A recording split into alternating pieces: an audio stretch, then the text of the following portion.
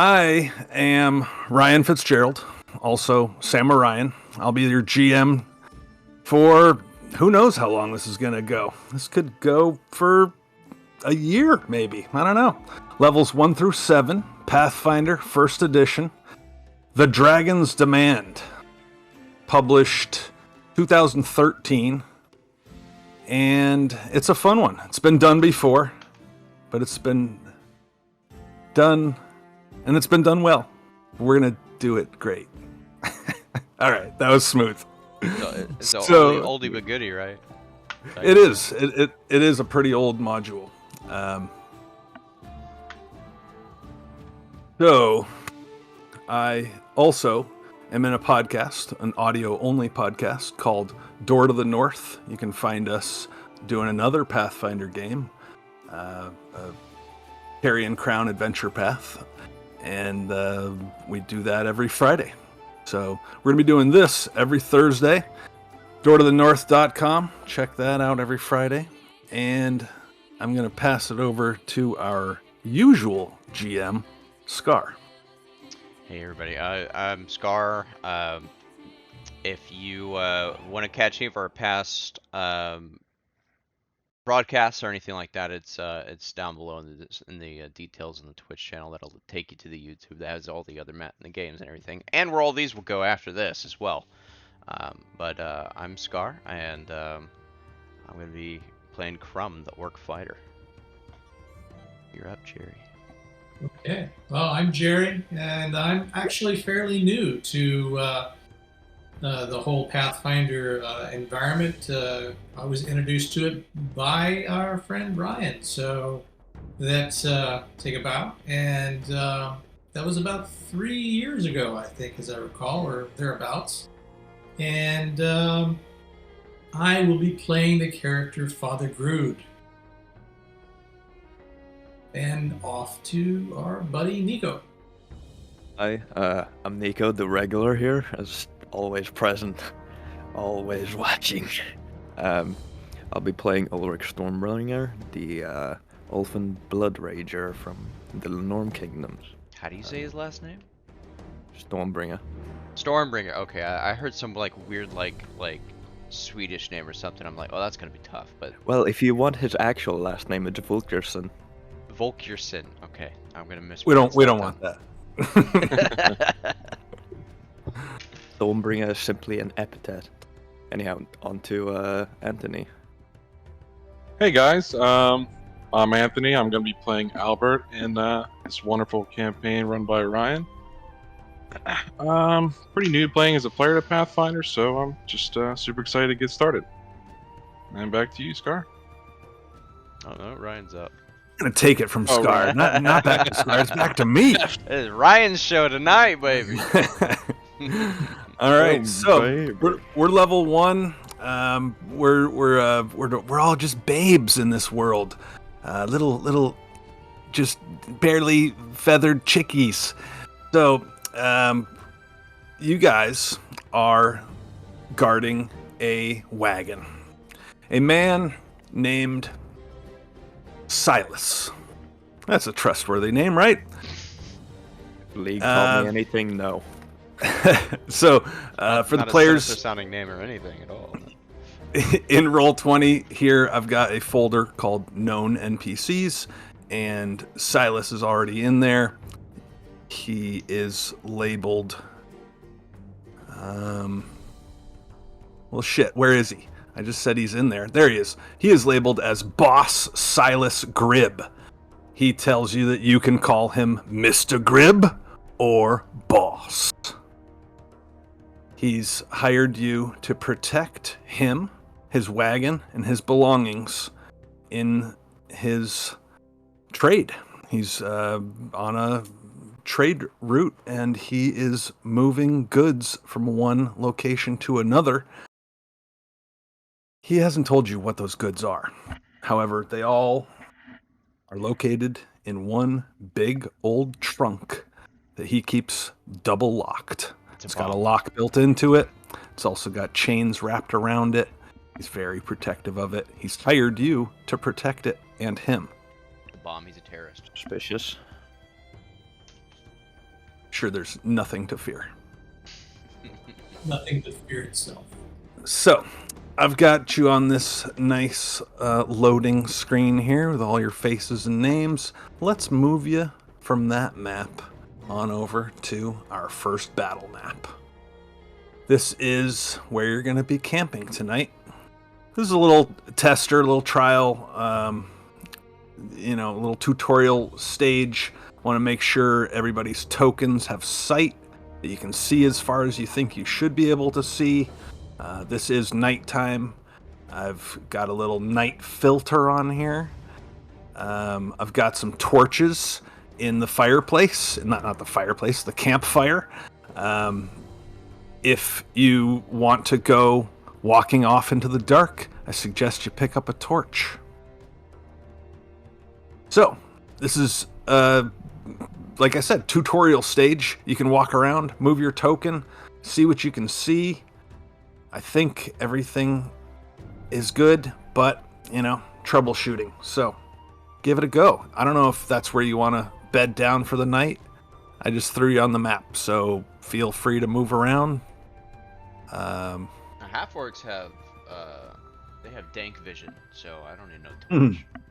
I have low Yes. light. I Oh, also you're- have vision. So, the dwarf Father Grud and the half-orc Crumb, I have given you dark vision, and that should allow you to see 60 feet in the dark. Nico, you say Ulrich has low light vision? Yeah, from one of the traits I picked up. Okay. I You just think ruined his entire plan. no, not at all. I don't know if I need to do anything to your token in that regard right now. I don't think there's anything in I between. think low light vision just makes it so your rolls don't get fucked by just being in dim lighting. I don't think it actually affects that much in regard to what you can see. Okay, cool. So we've got our tokens here. You guys have sight. You can move your tokens as you like. Please feel free to experiment with that. Those torches in the campfire are also movable by you, so you can give that a go. Pick up a burning stick. Let's go. Well, maybe not by the burning end, but yeah, you can pick up a torch and Hey, walk around don't with it tell if me you how like. to handle my burning stick. Sure. My bad. I don't want to play your character for you. I'm not a dumb brew. Okay. As we're all sitting around this campfire, Crumb is a pretty big guy. He takes care of himself for sure.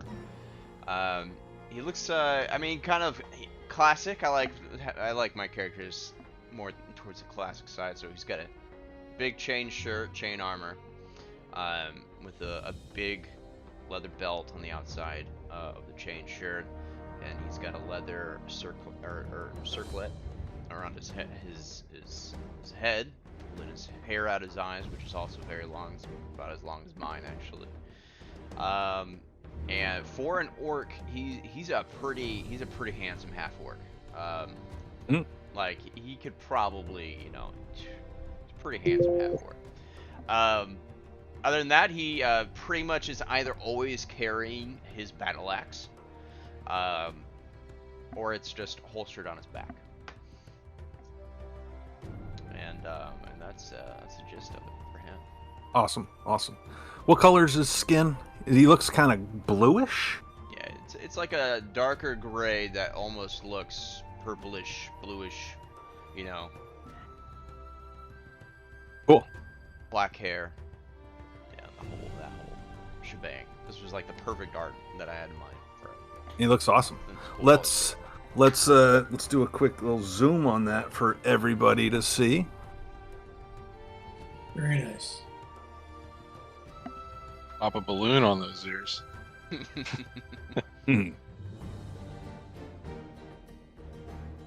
let's keep it going. Yeah, Jerry, why don't you tell us about Father Grud? So Father Grud has been around the block a few times. He's a little over 100 years old, and so he's done a lot of different things. In fact, he is pretty much done at least one of everything. You know, started out as a young lad, and he's spent some time with some priests, and kind of got bit by the cleric bug there, but didn't really buy into it at first. He started traveling. He did a lot of traveling. In fact, since he's almost 118, he's been traveling for probably about 80 or 90 years. And in that time, he has, again, done just about everything. But not too long ago, he decided he'd pick up the mantle. And he was struck by his patron, Inge. Inge, I think, is how it's pronounced. And Inge is also known as the Hooded. He's an eldest in the pantheon of gods. And he's the god of secrets. So there may be some things you may not know about Father Grud for a while. Things might be revealed as time goes on. Nice. And is he wielding a weapon that we can know about? Yes, he does have a weapon, and you would know about it because it's a good size. See, my mind is old, and it's starting to happen here. Yeah, I got all these young players. I figured I would get myself an old guy to kind of make me feel younger. Yeah, and it's working. It's working. No, I have. I'm wearing 4 mirror armor, so that's basically plate. It's not really plate armor, but it's a medium armor that is very protective. I carry a Morning Star. There we go. And because of my training and the few things that I've been able to do, I actually can do some unarmed combat, hopefully very effectively. So the gauntlets that I have can be effective, but I don't have to have them on to actually do some damage. All right. Sounds good. Nico. Ulrich What you looking like over there? Ulrich is not quite a mountain of a man, but is definitely the only one that can rival Crumb in size in this party. Blonde hair, pale skin, blue eyes, obvious elfin heritage showing there, along with his battle paint.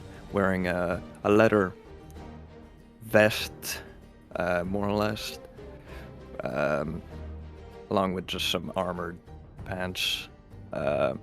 Armed to the teeth compared to you guys. A battle axe on his back, hatchet swinging off of his side from a little leather belt, and a longsword as well sitting at his hip.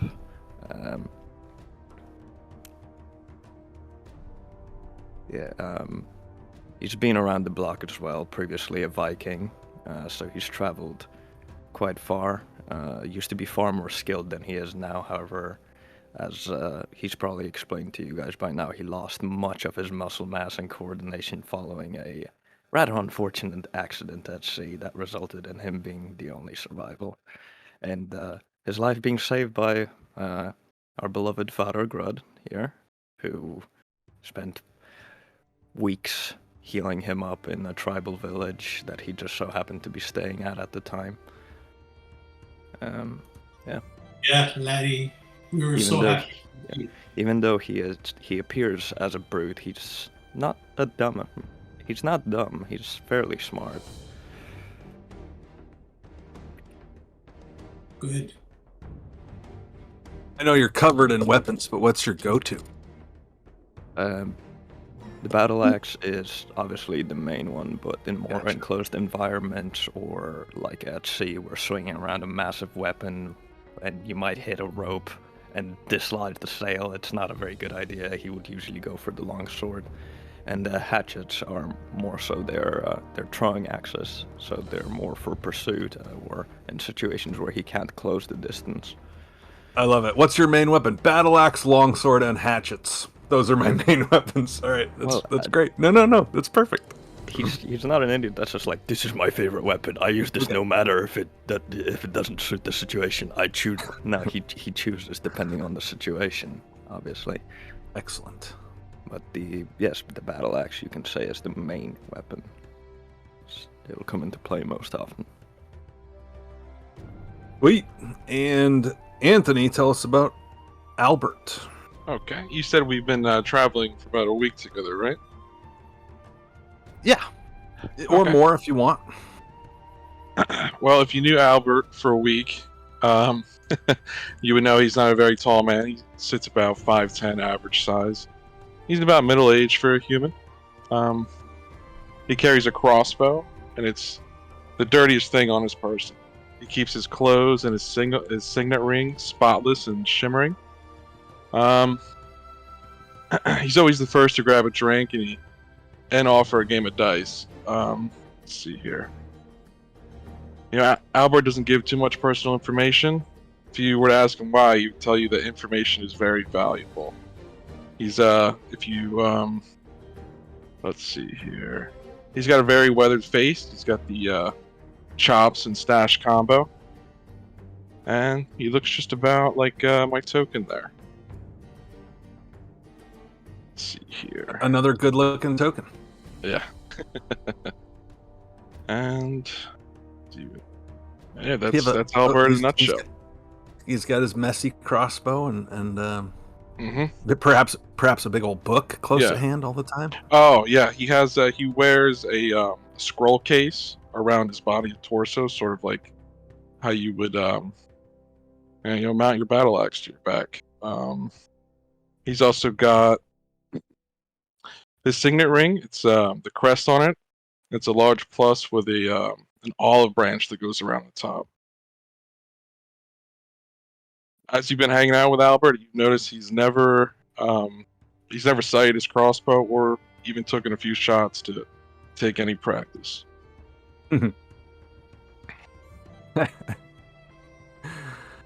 All right. So, I'll finish this up here with Boss Silas Gribb. He is a little past middle-aged, perhaps quite a bit past middle age, and he wears leather armor. He's got a dagger on his belt.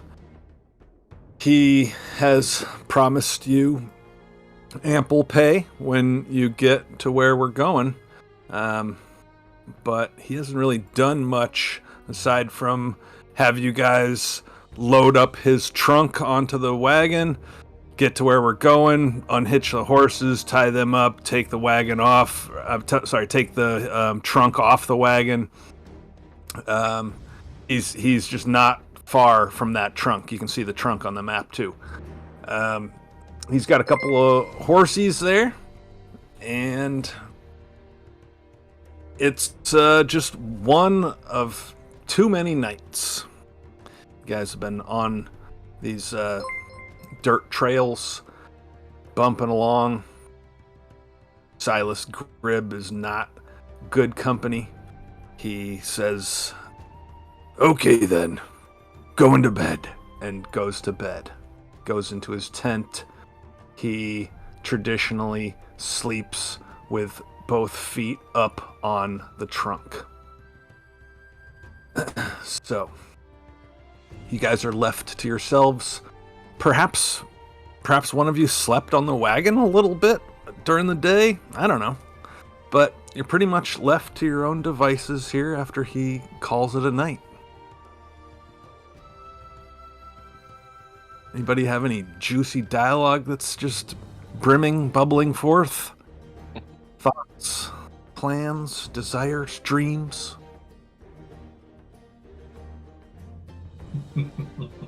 No? Okay. Well then... Sorry, I've been muted apparently. Let me give you a little time to answer I that. was muted, I was sorry. Crumb says, "Alright," claps his hands together. Who's taking first watch? Father Grud says, I will take first watch. Alright, well, if nobody's gonna volunteer for second, I'll do second. Very good. Ulrich? I Ulrich, feel like waking up. how do you feel today? Like shit. Oh, don't we all?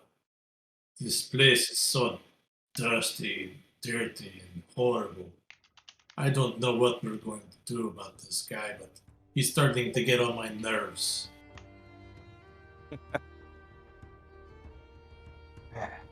Where did you find this guy, Crumb? Ooh, he's kind of the first one to look for help, to be honest. Well, it is what it is. Which I know is a very trite saying that no one should ever speak. Picking But I do. Slim.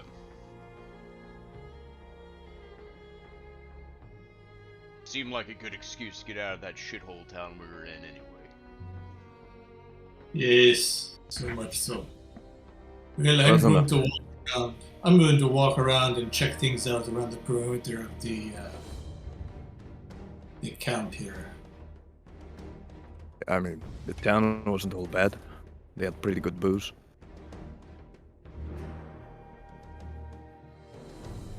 Well, I'm gonna go ahead and rest my eyes, and if I'm getting sick, watch.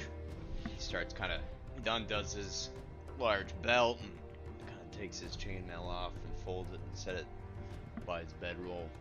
He rolls on out, takes his backpack, puts it, he normally uses that as like a more of an elevated pillow than his bedroll's will, and kind of just puts his hands on his chest like this and closes his eyes. All right, you can claim a tent there and move your token to whichever tent you like. Father Grud is walking through the darkness with dark vision. Okay. Chocolate and peppermint, I just realized the horse's names. Yeah, the horses have names, of course. Ulrich also retires to his tent. Yeah, Albert's No. gonna take off his scroll case, put it in his tent, and return to his tent. Does Ulrich sleep in armor? Leather would be pretty uncomfortable, so no. He probably just sleeps in his winter clothes since he's used to the warm of those, but aside from that, no armor. Mechanically, you are allowed to sleep in leather armor with no penalty. I believe in 2E there was a penalty, so that's why. Sanctuary! So in that case, yes, I sleep in my armor. Fuck it. The Goat Edition. He was a Viking. He slept at sea. I'm pretty sure he could sleep through anything, fucking, no matter how uncomfortable it is. All right, so Father Grud is walking around. He's got first shift. Let's go ahead and make all this effort that Jerry's putting forth to move square by square. Let's just have you do a perception check, Jerry. Sounds like a good idea. I don't even see him anymore. I He's walk out just- in the darkness. Yeah. Looking around. All right, first shift of the night, first roll of the game. And Jerry, why don't you tell us what that roll says? A natural 20 for 24. A natural 20. Oof. Things look good. Things look clear. Things look safe and sexy, as Scar just said. Yeah. So, how long's a shift? How long's a guard duty shift, Jer? Is it 2 hours? Yeah, there is 4 of us, so 2 hours, 8 hours sleep for the boss. Sounds about right. All right. So, 2 hours pass uneventfully. Changing of the guard. That will be moi next. It's time for you to take the next shift. I'm going to call it the night. That was a fast 2 hours. I feel like I just dozed off now. It can happen. Father Grud does doff his armor because he doesn't like the idea of sleeping uncomfortably in his armor, so he's got no armor on. He takes his gauntlets off, but as he does that, you may notice he also wears a pair of gloves. Yeah, I think I would want to wear like thin leather gloves underneath like heavy metal gloves. Yeah, that makes sense to me. Yeah, but in fact, you may notice that over the last week or so, Father Grud has never taken his gloves off. And then he gets in his tent and calls him. He says, "Good night, all." All right. Bookkeeping here. Does Crumb put his armor back on for his shift? Mm-hmm. Yeah, chainmail's Okay. not too much of a bother. You know, you don't have to have a Right. person help you out Yeah, it's or like anything. putting on a heavy poncho. All right. So, you can tell me what you do as well as give me a perception check, please. Yeah, he's gonna pretty much just walk the perimeter for a little while.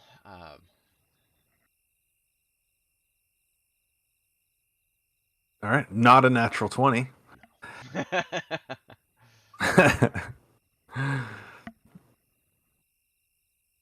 Okay. Well, I'm fast forwarding through the silliness here. So yes, your shift goes by just fine as well. Any other things you want to do during those 2 hours? Probably relieve myself off on a tree somewhere, and about it. Okay. All right. 1, 2, or 3. I don't need to know. So There's 3? Yes, tree is when you do both a number 1 and a number 2. Oh, you have a choice. Or there's the other one, which is okay. I'm say sorry. tree I is asked. where you're doing that Yeah. and vomiting at the same time as the other one for us. See what you did, Ryan. There. Okay. Yep. It's unavoidable. Okay, boys. So that's okay. So changing in the guard. Crumb is done with his 2 hours. Who was up? Do you I think wake it was you, Ulrich, huh? Sure. Well, that's what you think. So you go ahead and wake him up. Yeah. Go up and wiggle your boot. Try to wake you up. And then I presume you take your armor off again, Crumb? Yeah. Okay. All right. And then Ulrich's up and about for 2 hours. You want to tell me what you do for those 2 hours? Do you re-armor? Please give me a perception check. All of that stuff. As we had the discussion, Ulrich was sleeping in his Right. armor. He probably does the same, patrols around the perimeter, maybe occasionally hops on the wagon, relives his days at sea by scanning around Okay. when no one can see. You put your hand on your hip and like do this number, like all heroically, like you're at sea. Yeah, 1 foot up. Actually, he does. You mutter to yourself, batten down the hatches. Yeah, you give some mock orders like, you over there, do that thing. Great. Let's see that perception roll.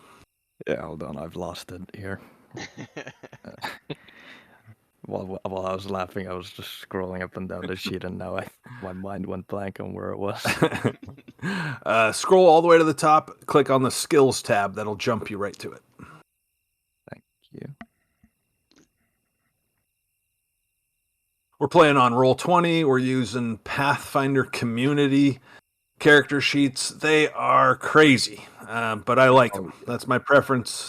They're gnarly. I've said they're like it's like a highly tuned race car, but we're not all race car drivers. So, all right. So you're looking around. At least you have ranks in perception. Yes. Crumb. Ulrich is But I had That's a bad roll. bad roll. But Yeah, bad roll, but you came out the same as Crumb. You don't think you see anything either. And then for the last changing of the guard, how does that go Okay. down? Walk up to Albert's tent, and instead of waking him up normally, I'd go and kick his roll a bit to wake him up, and I'm like, "Your turn, bookman." Albert, he springs awake almost instantly when you give him a kick, and he stares at you, and there's a big yawn. He just stands up, he walks over to the pyres, and grabs a fresh torch, since he does not possess the special eyes. And he's going to make his rounds around the camp, actively trying to detect for magic as he scans the area. Okay. And my perception. Oh boy. Yikes. Do I gotta roll the cantrip for you too? Let's see. No, not this time. Okay. So yeah, you're casting detect magic. You're scanning it Mhm. around. He on his rounds he nonchalantly gets close enough to the trunk to see if he can feel any magic coming off it. You do not detect any magic inside the trunk, or from the trunk, or from Grib. The only magic you may detect is coming from Father Grud, I believe. And my ship did and Ulrich for some reason. And you And it's You about hear it. I'm sorry? No. Wait, what's going on here? I don't know. Oh, the dread snore. Oh, okay.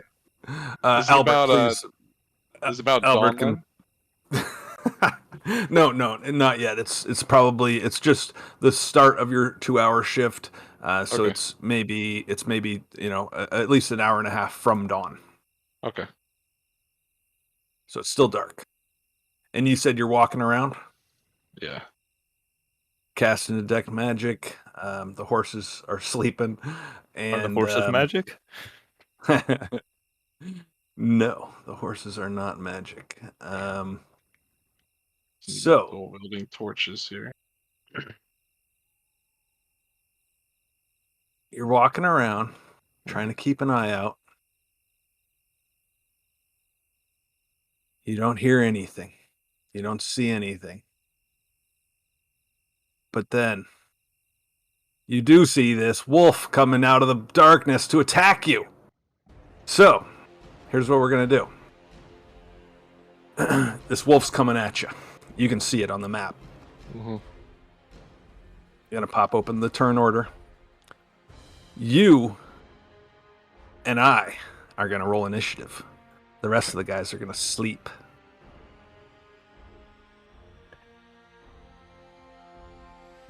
So what you're going to do is you're going to click on your token. Then you're going to go to your character sheet and click on initiative.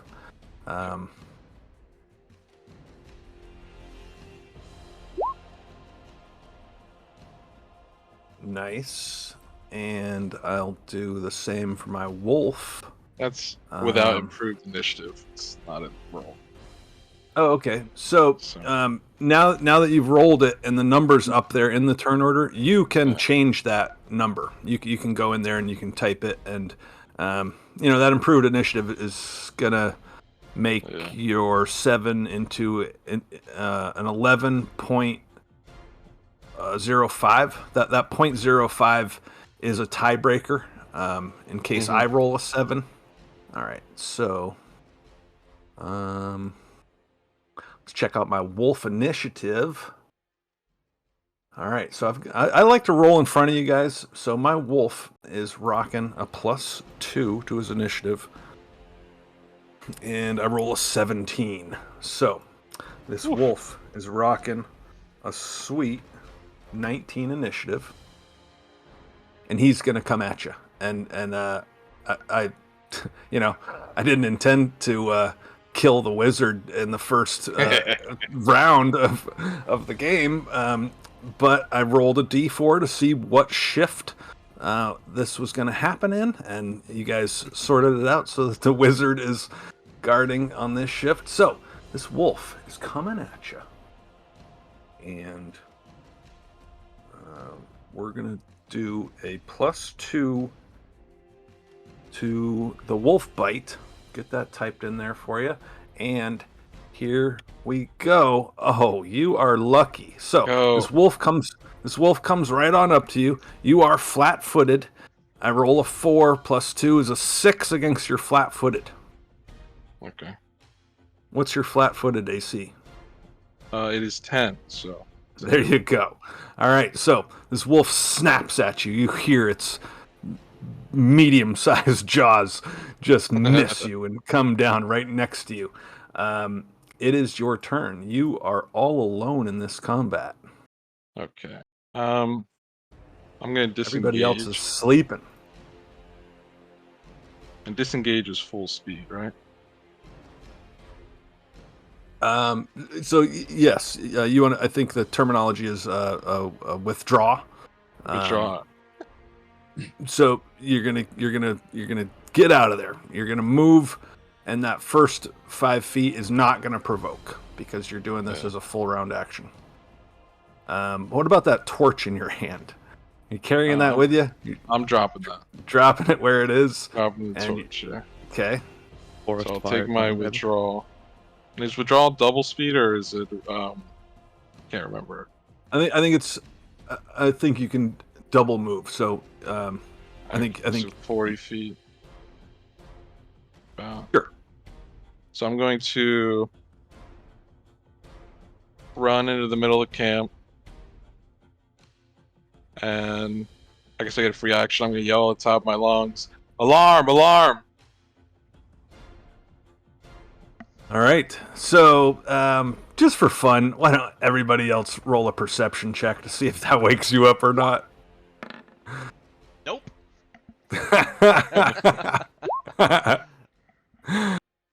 Oh boy. Sure would be good to have some points in perception there, don't you think? I'm very, very unperceptive. Okay. So Father Grud and Ulrich can now roll their initiatives and enter the fight, while Crumb dreams sweet, sweet dreams. Okay, so I don't recall. How long does it take to put armor back on? Well, you can look that up during the 10 rounds that you take to do that. No, I'm just kidding. I don't know how long it takes. You can look it up. But do you want to do that, or do you want to do something else? Either way, roll initiative.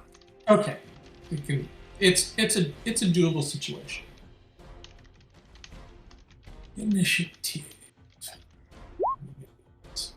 Oh wow! There you go. Baby. Well, let's see here. Grib, I'm gonna roll his perception. Ooh, that's not great. No, it is not. And Ulrich's initiative is not great either. Okay. All right. So Albert did his thing, and what the hell, Ulrich? We'll say it's your turn. You're on your back, in your tent. Are you making me use a fucking action to stand up, or is that a free action? No, it's not a free action. It is a movement to stand up when you're prone, or I don't know if you got a blanket on you or what have you. But I'm not worried about that. One move action to take the blanket off, another move action to stand up. Now let's just say one move action to stand up. And then that leaves me with a normal action, which I can use as a move action, so it would be... So I can just get out of the tent, pretty much. Sure. I rush out after Albert is shouting and only, "What's going on?" As I ready myself. Wolves. Non-mechanical ready, but yeah. Well, I don't have my weapon drawn yet. I just have my hand on it, like ready, because I don't know what's going on yet. I'm not just gonna charge out with my weapon flailing around. I'm just like, what's going on? Sure. Just in Pathfinder 1, there's readying an action. That's a mechanical terminology. Anyways, you jump up and you're like, what's going on? And then Father Grud can pretty much do the same thing. Or he stays in his tent and says, "So what kind of clothes do I want to wear today?" Father Grud grabs his buckler as he's getting up and puts it on and pushes his head out of the tent flap so he can see what's happening. Cool. And starts to reach for his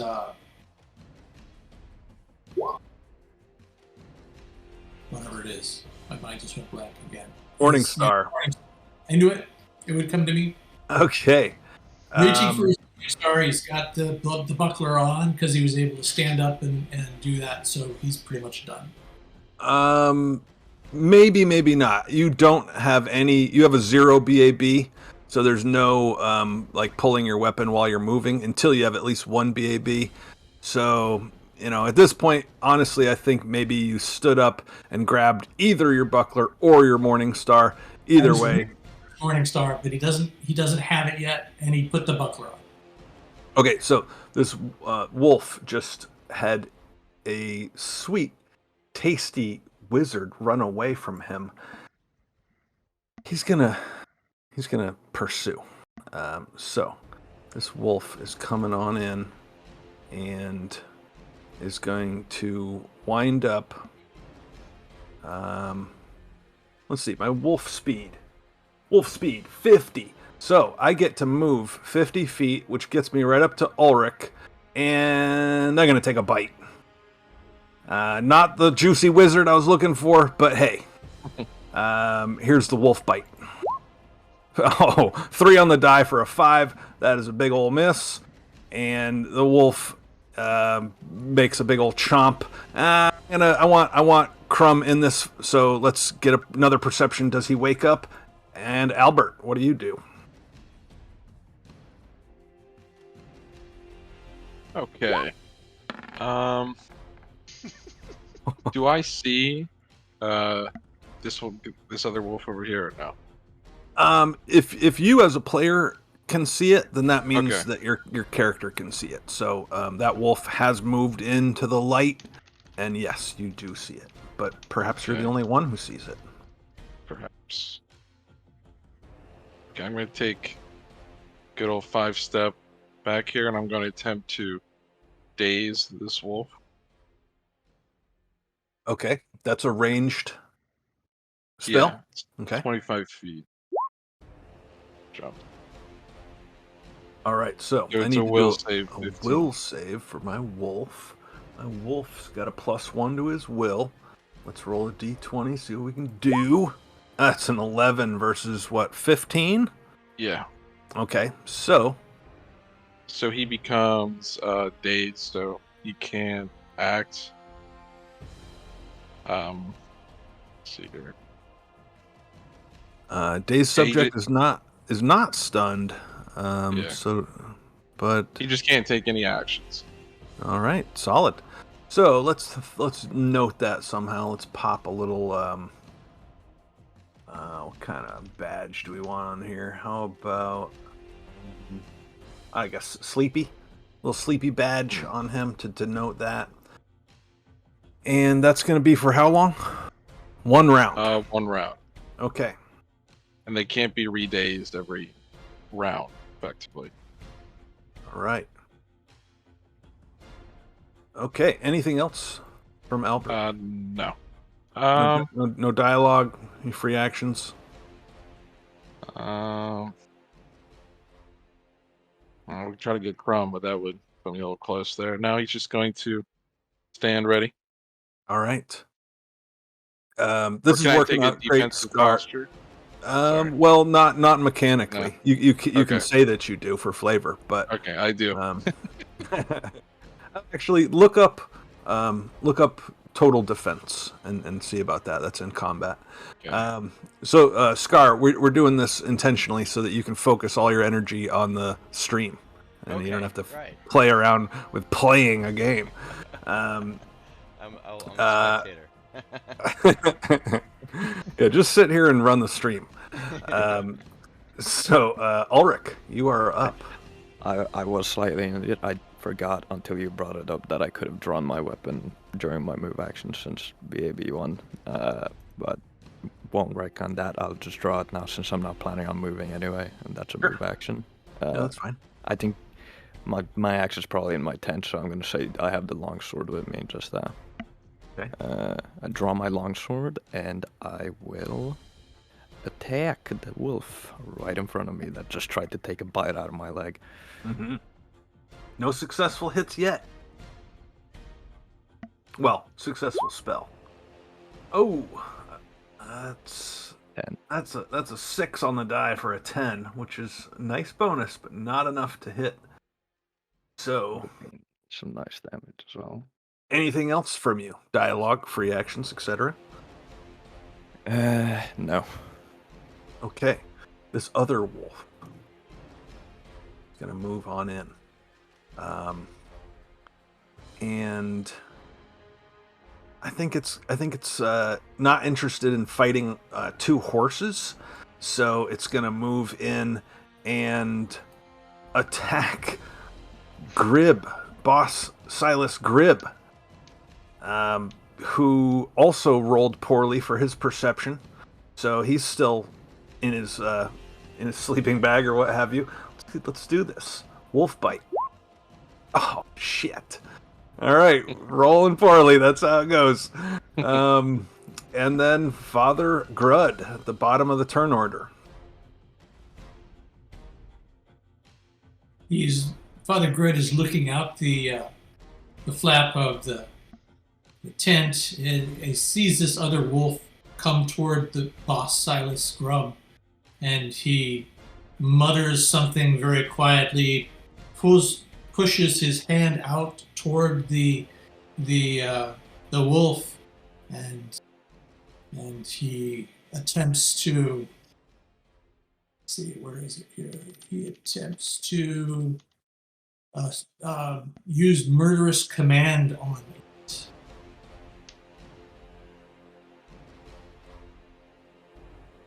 Okay. And DC 15 would negate. All right, there's another will save. Yes, another will save by the.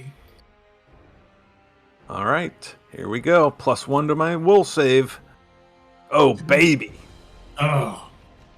So, Father Grud sees nothing happen, and he tuts and reaches out to grab his Morning Star. So, looking at the description of this spell, just for some fun, the components are all verbal. So, what did Father Grud say? You don't have to make up a spell, but like, what was your murderous command going to be?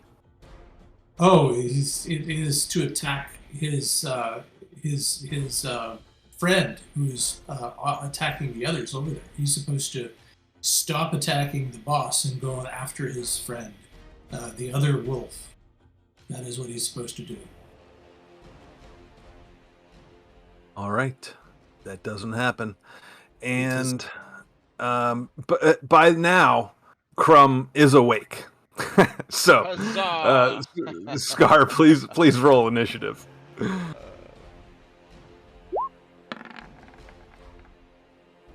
Excellent. So I will add you to the turn order, and then you can update that. So yeah, that is a good roll. Learning to click on the token before you click initiative is a age-old problem. Anyway, so this wolf is dazed for this round only. So I'm going to go ahead and take that badge off and click on through the initiative the turn order. So, Crumb, it is now your turn. You are awake, but prone. And there's a fight going on, basically, at your feet. Yeah, I stand up with my battle axe and take a swing. Hell yeah. So. Oh yeah, it is right outside of your door. Literally, you're just gonna see an axe just swipe out from the tent out of nowhere. Probably wondering. Keep Yeah, the fuck noise that down. I'm trying to sleep. I don't need to target the wolf first or anything. No, Roll20 doesn't have that targeting feature. You just tell us. You verbally target. Or, your choices are Ulrich or the wolf. So, nice shot. You bring down that axe for 5 damage, and it basically hacks into this poor sweet wolf. Does not kill it. Poor sweet wolf. Yeah, this innocent animal of nature. So, nice shot. Anything else? No. Dialogue, free actions, etc. Yeah, All right. I'll yell out. I'll yell out actually, just to somebody needs to get on boss. Cover the boss. Make sure he doesn't get hurt. There you go. All right, Albert. Okay. Take a quick measurement here. That's within. Okay. And I did took a peek at the defensive stance and it's all around. Clear that up. Albert's gonna attempt to daze the other wolf, attacking Boss Silas. Oh, do I have to put that every time for you? No, only when Yeah. we're like, what is that spell or what have you. Gotcha, So, gotcha. all right. So DC 15. It'll You guys be the don't last want to. daze you ever see.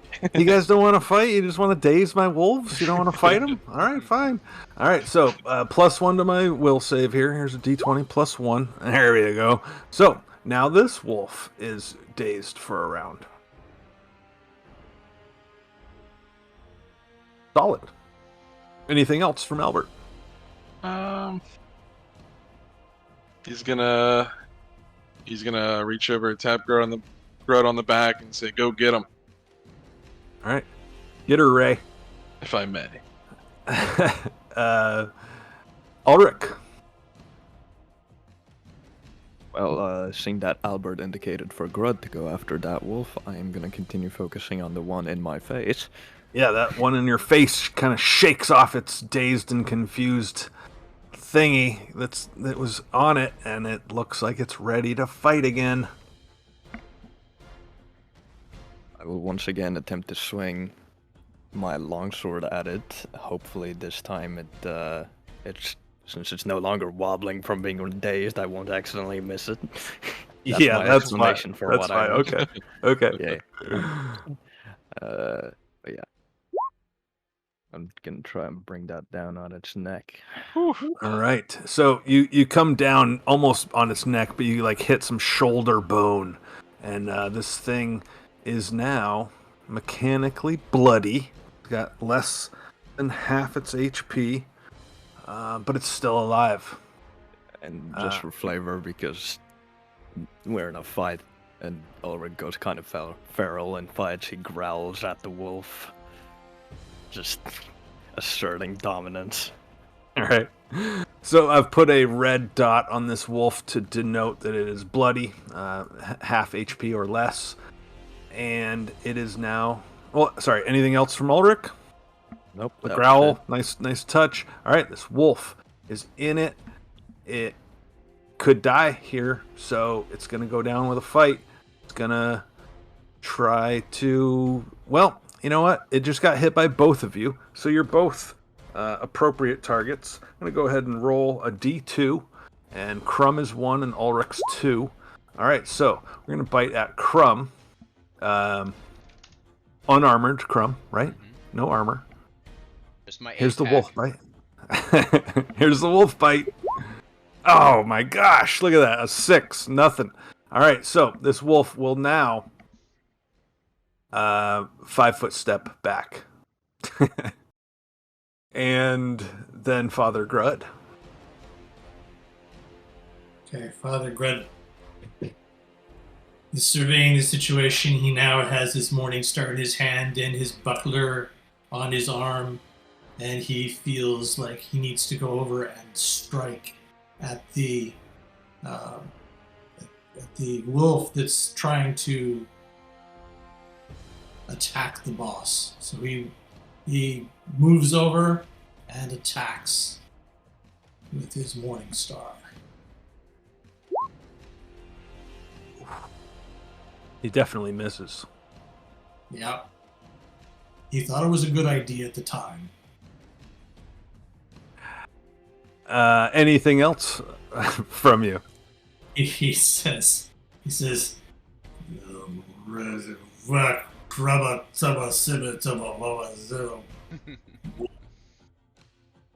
Okay. All right. Now it is the bloody wolf's turn. That bloody wolf. Yeah. Nico, say bloody wolf for us. Bloody wolf. It was anticlimactic. Oh, you want me to go full Irish? Do you want me to go full Irish? Sure, just a bloody wolf. Perfect. That's what I wanted. If I ever, ask you to do something, that's always what I want. Okay, I'll go full Irish. All right, wolf bite on Crumb. Boom, 18. "Ugh." I'm sure that hits. All right, I so have no dexterity. all right, so now I'm rolling a D6 plus 1 for my wolf bite. Here we go. 4 damage. He grabs you by your knee, sinks his teeth right into your knee, and does 4 damage on you. And then he goes to just pull your knee out from under you. We're talking about a combat maneuver. This is going to be a free trip attack, and it's going to be a D20 plus 2. I'm just going to roll a D20 and add the 2 afterwards. Ah, shit. That's a 9 versus your CMD. That can't win, can it? 14. All right. So, tries to trip you, fails. And it is now your turn. Cool. I'm going to charge the one attacking Father Grud. Take the op from him, and charge the other wolf. Sure. Let's go ahead and try to get that attack of opportunity on you as you flee this bloody wolf. Let's see what we can do. Oh, that's not gonna do it. That's what I'd like to see. All right, I'm gonna attack this other wolf with a +1. It's like just running, this big hulking mass of muscle, just running and yelling at the top of his lungs with the battle axe. He's sweaty. Not sure why. He just started fighting, but he's already sweaty. Well, he just jumped into the campfire. That could factor in. I don't know. He ran by it. Okay. Anyway, so that with a +1. Oh yeah, that'll do. So I will take those hit points off of my token, and yeah, you do some excellent damage on there. For anybody listening at home and thinking, geez, those wolves have a lot of HP. Well, I like to really, have extended combat and really sock it to them both ways. So, players get full HP, NPCs get full HP. So, we're all beefy. We're going to have some fun here. Yeah, Crumb delivers some good damage. Anything else? I'll use a free action to yell at Silas. Hard in the wagon, boss. Yeah, let's add Silas to the turn order here. I'll put him. No, let's give him a roll. All right, 16. We'll put him right after you. And all right, so he's like scrambling, pulling out his dagger, kind of backing up not standing up yet, not aware that this wolf is dazed. But I think it's done being dazed at this point. Is that right, guys? How many rounds? Yeah, Only it's been only like four four rounds. It's Albert's turn now. So it was dazed after Albert's last turn. Yeah, Correct. It's no longer days. All right, so it's no longer dazed, and it is Albert's turn. Okay. Albert's gonna take a step back. He's gonna begrudgingly draw his crossbow and take a shot at this wolf. All right, yeah, it's not in melee combat, no penalty there. Where is the old light crossbow? Okay, that is a spectacular fail. Not a fumble, but as close to a fumble as you can get. Any description of that as we move on to Ulrich? I guess he tries to take that shot, and the drawstring scrapes his thumb and curses wildly. Fuck! All right. Yeah, you did load that crossbow, so we're good there. All right, so Ulrich. Oh, actually, Albert, you could move if you want, or you have. I think that was your attack action. You could do something else if you want to. I'm feeling relatively safe right here. All right. Good. Can you do free actions outside of your turn in first edition? I don't remember. It's kind of depends on how many free actions you're doing. GM's discretion, really. I don't mind a little chatter, but we got to consider that all of your turns are happening in the space of 6 seconds. So.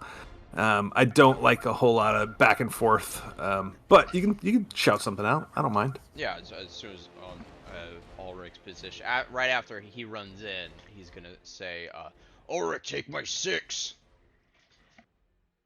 Yeah. I did want to do something cool, but I think it's too early to just fucking drop that reveal yet. So I'll just do the boring. It's too early thing. for anything cool, Nico. Come on. Yeah. I'll just fucking do the boring thing, walk up, and this time, seeing as chopping its neck didn't work, I'm aiming for the fucking mouth, just pissed off. He's got a really fat neck. Fat-necked wolf. These are the rare and elusive fat-necked black wolves. The chub wolves. That's it. That's what it is. The chonk wolf. Wolfie That is was a really bad chunkiest. roll for damage. All right, so yeah, you chop down on this wolf, and you know what? It had 5 hit points. You did 4 damage. Let's say that it's dead. Don't. Why are you? You don't. You want to work on that one last HP? Would you prefer that? You could just make him feel like he just made it, You don't have to be like, like he's You made it. hand out. I will not. You made accept I will not accept your charity. Just spit on him for one day. Didn't you earlier say you liked fucking full health players? All right, full all right. health? You're right. I apologize. I shouldn't have. Stick I to your shouldn't have. beliefs. I shouldn't have made your attack less than what it was, or more than what it was, rather. Anyhow, yeah. So we got this wolf hanging on. You chopped like an ear and like half of its face off, and it's just, it's on its last breath. And Yeah, Crumb. Sean did say that Crumb shouted at me about getting his 6. Ulrich will shout back, "Don't worry, brother, gotcha." and stay where you are. Yeah. Okay. All right, then it is this other wolf's turn. It's got a plethora of choices: Father Grud, Crumb, or still prone Silas Gribb. Let's go ahead and do a D3, and we'll go in that order, clockwise. So here we go. Okay, it's going after Gribb. Easy target. Yep. Wolf bite. Oh. That's... Oh no, it's a melee attack against a prone opponent, so that's a +4 or -4 off the AC, however you want to do it. Same difference. Yeah, let's do some damage on that. Wolf Bite Dam. 5 points of damage on your boss, Silas Gribb. Father Grut. He sees the wolf attack the boss. He says, "You little bastard." And then he hits him, tries to hit him again with the mind goes blank. Yes, the Morning Star. Mm-hmm. Wherever I can find it on my attacks. Here it is. That'll hit. You smash it. And it lets out a terrible whimper, but doesn't quite die. It is now bloody as well. Okay, and then Father Grud takes a 5-foot step to the other side of the wolf. Sure. Sexy. Okay. Crump. All right. I'm gonna hack this wolf to death as much as I can. Yep. Unfortunately, that is how things are gonna go. Oof. We're hoping. Maybe not. Well, this wolf gets to live another round, perhaps. All right. 7. I rolled a 4. All right. So, stupidly, boss Silas Gribb stands up, provokes an AOO from this wolf. Wolf goes for another bite. Oh god. And Well, misses. Hey, the plus side, if he dies, we get to find out what's in the chest. He gets an AOP if he's engaged in combat already with others. Yeah, yes, standing up. Yeah, standing up from prone provokes an AOO, yes. Okay, so he stands up, he's got his dagger out, he's going to attack this wolf, and the wolf's got an AC that, actually... Alright, yeah, let's actually do some damage here from Gribb. He stabs at that wolf and almost kills it. It's practically dead anyway, but he does not succeed. And then that'll bring us through the turn order to Albert. You in the back. Okay. Not a whole lot of options here. You reload that crossbow. I reload the crossbow.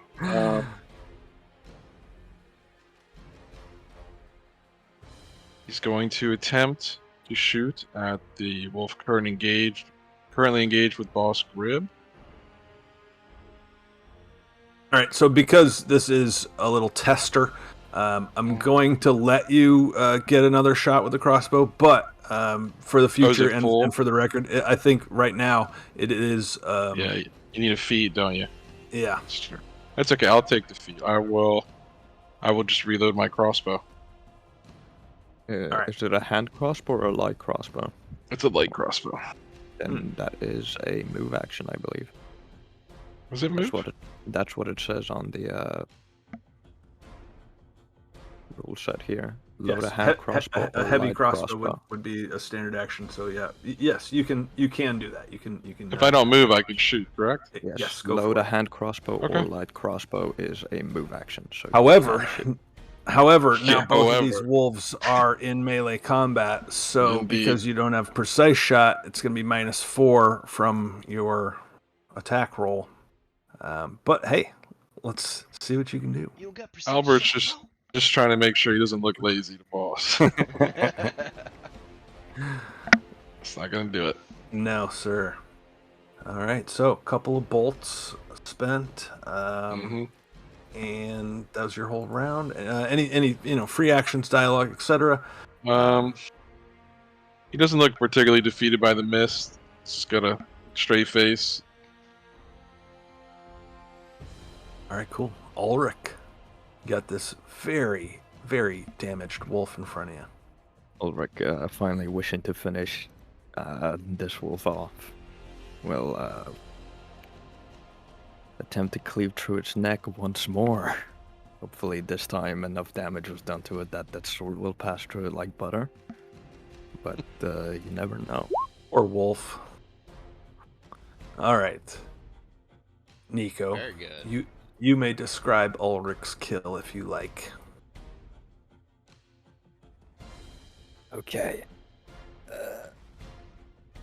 I'll take some liberty with this. Ulrich readies his weapon and moves down into a defensive stance, waiting for the wolf to jump at him, and then moves to the side, and as the wolf passes by him, brings his sword down through the wolf's neck, which then goes flying towards Albert over there, and lands at his feet, spraying blood all over his clean boots. This is the way. You like All that? One way to make Albert uncomfortable. Yeah, if you Do I could get it? spray blood on your teammates, that's always the go-to move. All right. So And I still can move, can't I? Because Sure. let me just. I mean, I know for certain that I can do this. Yeah, that's 20 feet. I can move 40. So fuck it. I rush over to join this fight here, From not to and you when you join his side. I give you a nod back, and I turn my attention to the wolf in front of us, ready to attack. That's it for me. nice.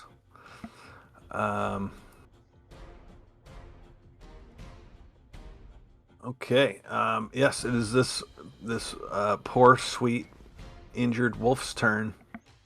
Target-rich environment. Let's roll a d4. Ulrich, you're 1. We'll go clockwise from there. And so that's going to be Crumb. We're sticking with Crumb. Let's do a wolf bite. Oh, that's a miss.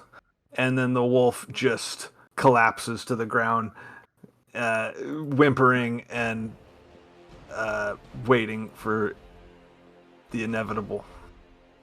You guys are merciless. You're evil. Father Yes. Grud, show us how True. bad you are. Father Grud takes this 5-foot step down to gain the benefit of. My mind just went blank. It is that thing. Flanking.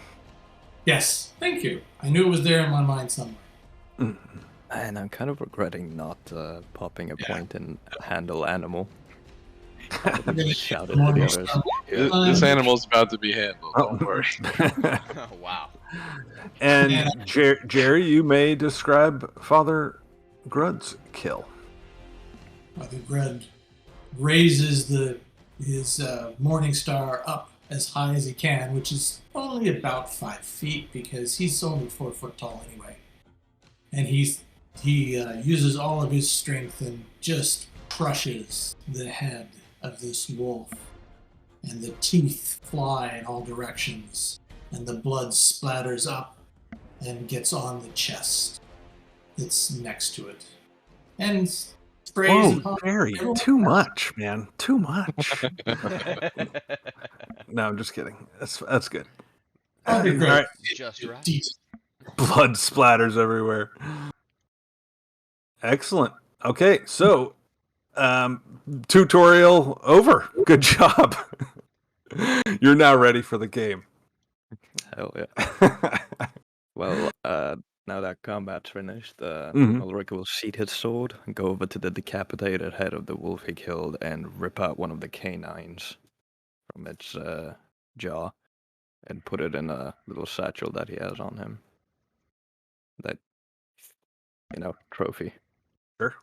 This is in honor of Eric from our fucking previous Pathfinder campaign, Sean. Hmm? You remember how Eric used to Oh, collect yeah. heads? I'm gonna be collecting teeth. Oh, God. No one has ever done that before Eric. I don't know who Eric is, but anyway, so you take a trophy. Yes. Father and- Grub, would you mind healing the client?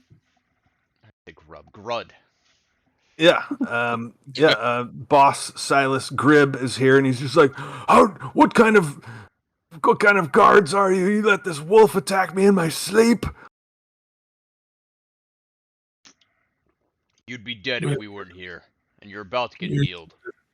See, you're not a very nice man, but we will heal you anyway. So, let's see, is that? It's going to Brum be... is also injured. So I'm going to... He doesn't mention it, though. But for players, you guys can see each other's HP, I believe, right? Yeah, That's what I intend. Okay. Though for some reason Uh, I can't. can't I see can see crumbs. everyone's except Crumbs. Yeah. Yeah. Okay, I do not- let me fix that.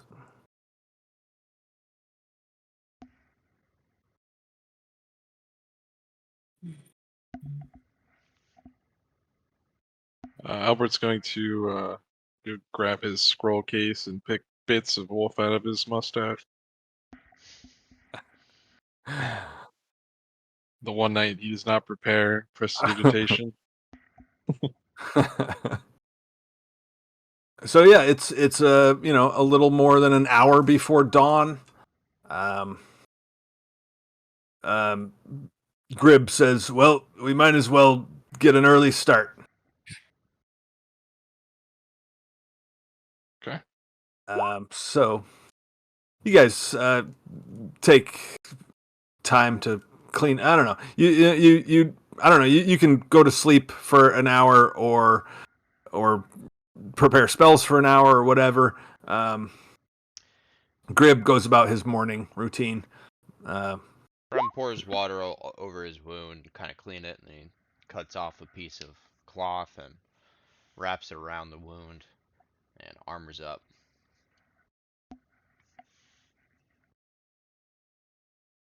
Yeah, after Father Grudge performs the channel energy for Silas, Grub, and Crumb, he goes and gets his armor on and sits and tries to get one with his god. Become one with his god for an hour. Say he's getting jiggy with it. Yeah, you betcha.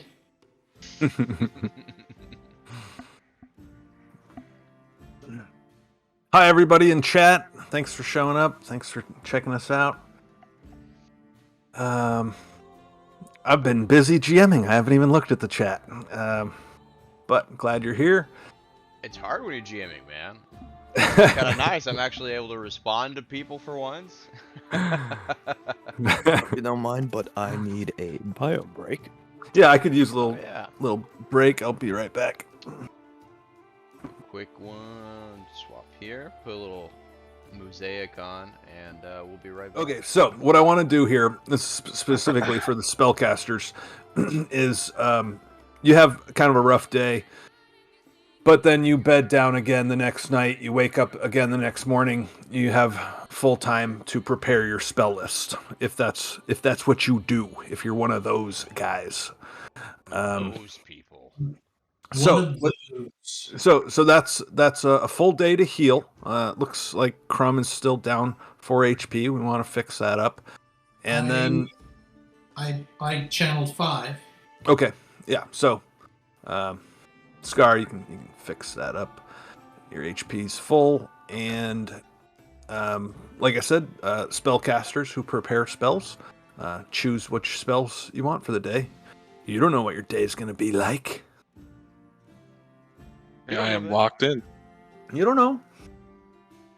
You took prestidigitation and cleaned my stuff. Here you go. Mm. Nice. Okay. I'm going to take you guys to the next map. You're on the cart. Or maybe you walk alongside the cart, the wagon. It's not that big. So, you're on this road. You see a town. And Gribb says, "This isn't the town, but we'll stop here for some supplies. Maybe some food." And it's not a discussion. He tells you that as a instruction. You move on down the road. You're checking things out. Anybody got anything to say or to worry about? You're alongside this nice flowing river. You're going in the same direction as the river. You're going south down the road. The water is flowing south down the river, passing farmhouses. There's some docks and a couple boats across the river. I'm gonna address Grib. So, boss, if we're stopping in town, I think it's important that we know if you're hauling anything that may be attracting attention. Be worried about anyone following you? He kind of looks over his shoulder when you say that and just looks back at the, whoever's sitting on the back of the wagon. He says, No, nothing to worry about. Nothing to worry about. Just keep me and my trunk safe. And he pats the trunk. The chains rattle a little bit. I'm gonna sense motive on that one. Okay. Let's see that roll. Nope. You believe him completely. Good to hear. You do your job, and he, cracks the reins on the horses far too hard. The horses gallop down the road. There's a farmer. There's farmers working. It's you guys have been on the road. You found this road and you've been on this direction for a few hours this morning. So it's still before noon. So the farmers are out. They're doing their work, and they stop to watch you. A farmer or two from each farm. They stop to watch you, and 3 humans, a dwarf, and a half-orc. Not such a sight. Nobody freaks out or anything, but a guy stops and looks up and watches you go. Doesn't say anything. Doesn't wave. What's the name of this town, boss? As you approach, you see a sign that says, "Welcome to Belhaim." And he points it out and he says, "Belhaim? You've been here before? No. Haven't taken this route. But let's see what we can see." And as I said, you pass by these farms, you approach this bridge, cross the bridge, and now you are properly in the town. Therefore, let's take you to another map. You're on the road. You're on the wagon. Literally. Cheers. And Took me a sec. I put you there where you are now. You can move if that's not where you like to be. However, some men come out. Whoa now. And Grib, pulls the reins on the horse to slow him down. And there's 2 guys with spears and shields, and one guy's like putting his helmet on still. And then there's a man who looks older than the rest, clearly in command. And he says, "Oh, now hold on now." That's a handsome man. There's a building there's buildings on both sides of you, but there's a building on the top of the map here. There's a woman on the porch in a nice chair. She is completely interested in what is going on here. She is all eyes on you. This man says, hold on now, and Grib pulls the wagon to a stop. I'll go into the front and address this guy. Is there a problem? Ulrich's moving right on up to one of these guards.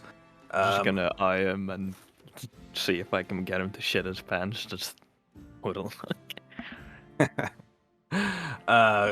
Crumb moves up near Silas and this man, and he says,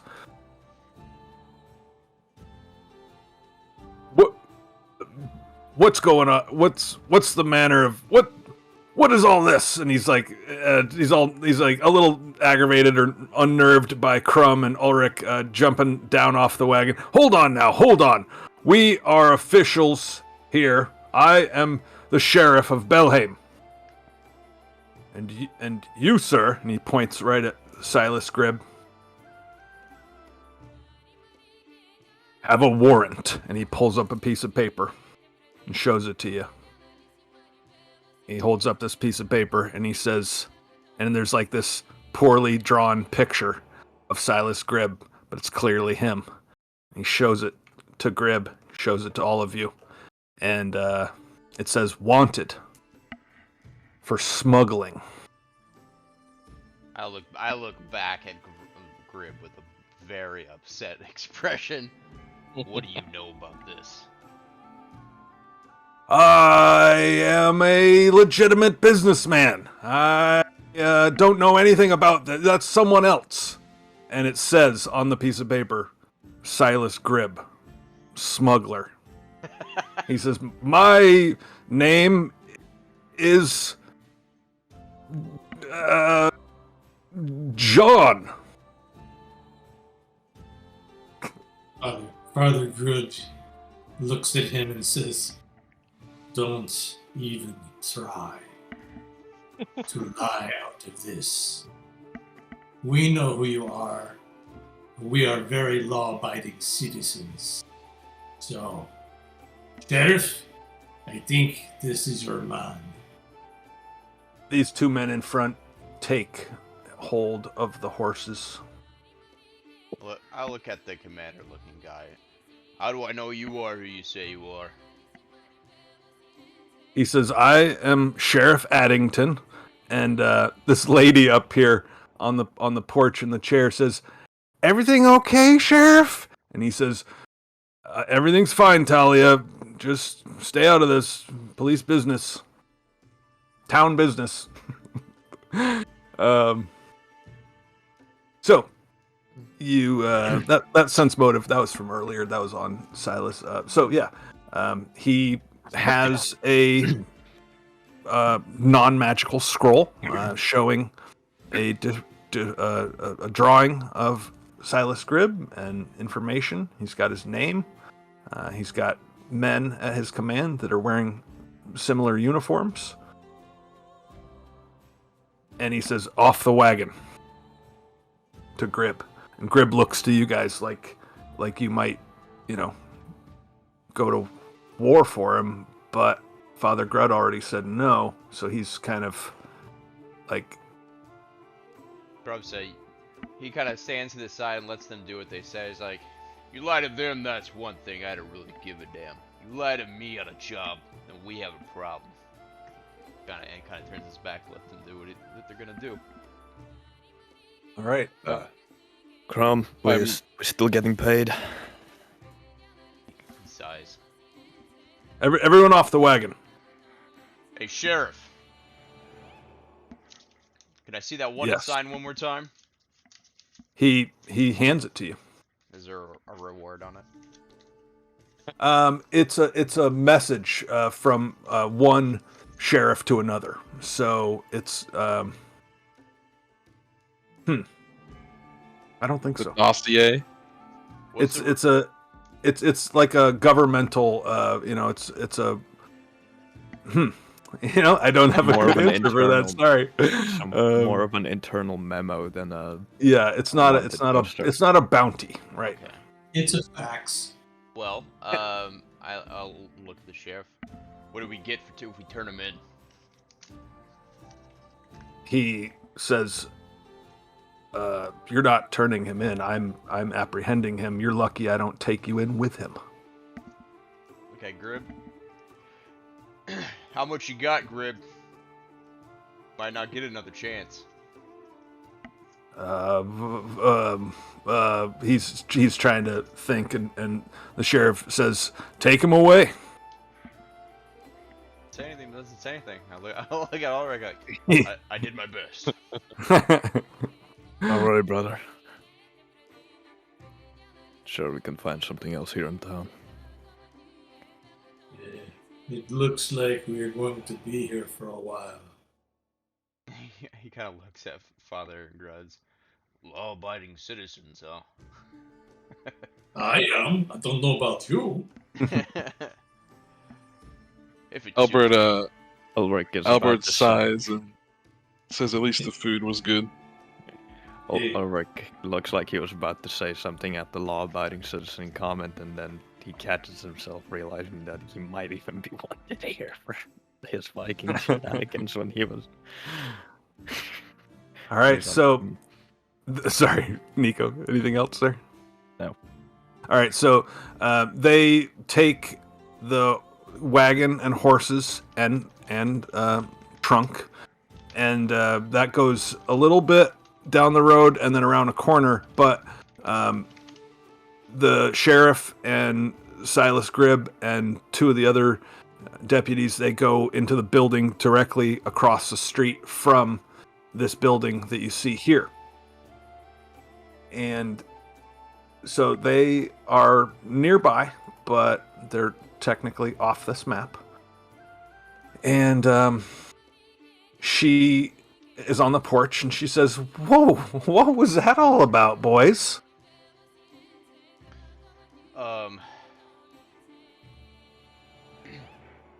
She's a lovely lady. Here's her token.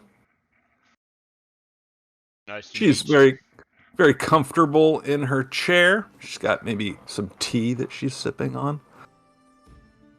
Well, that was a job we just lost. You know anyone around here looking for mercenary work? Mercenaries in Belhaim? We don't see a lot of activity here in Belhaim. And you wouldn't have if that man wasn't so foolish to pass through a damn town where he's wanted.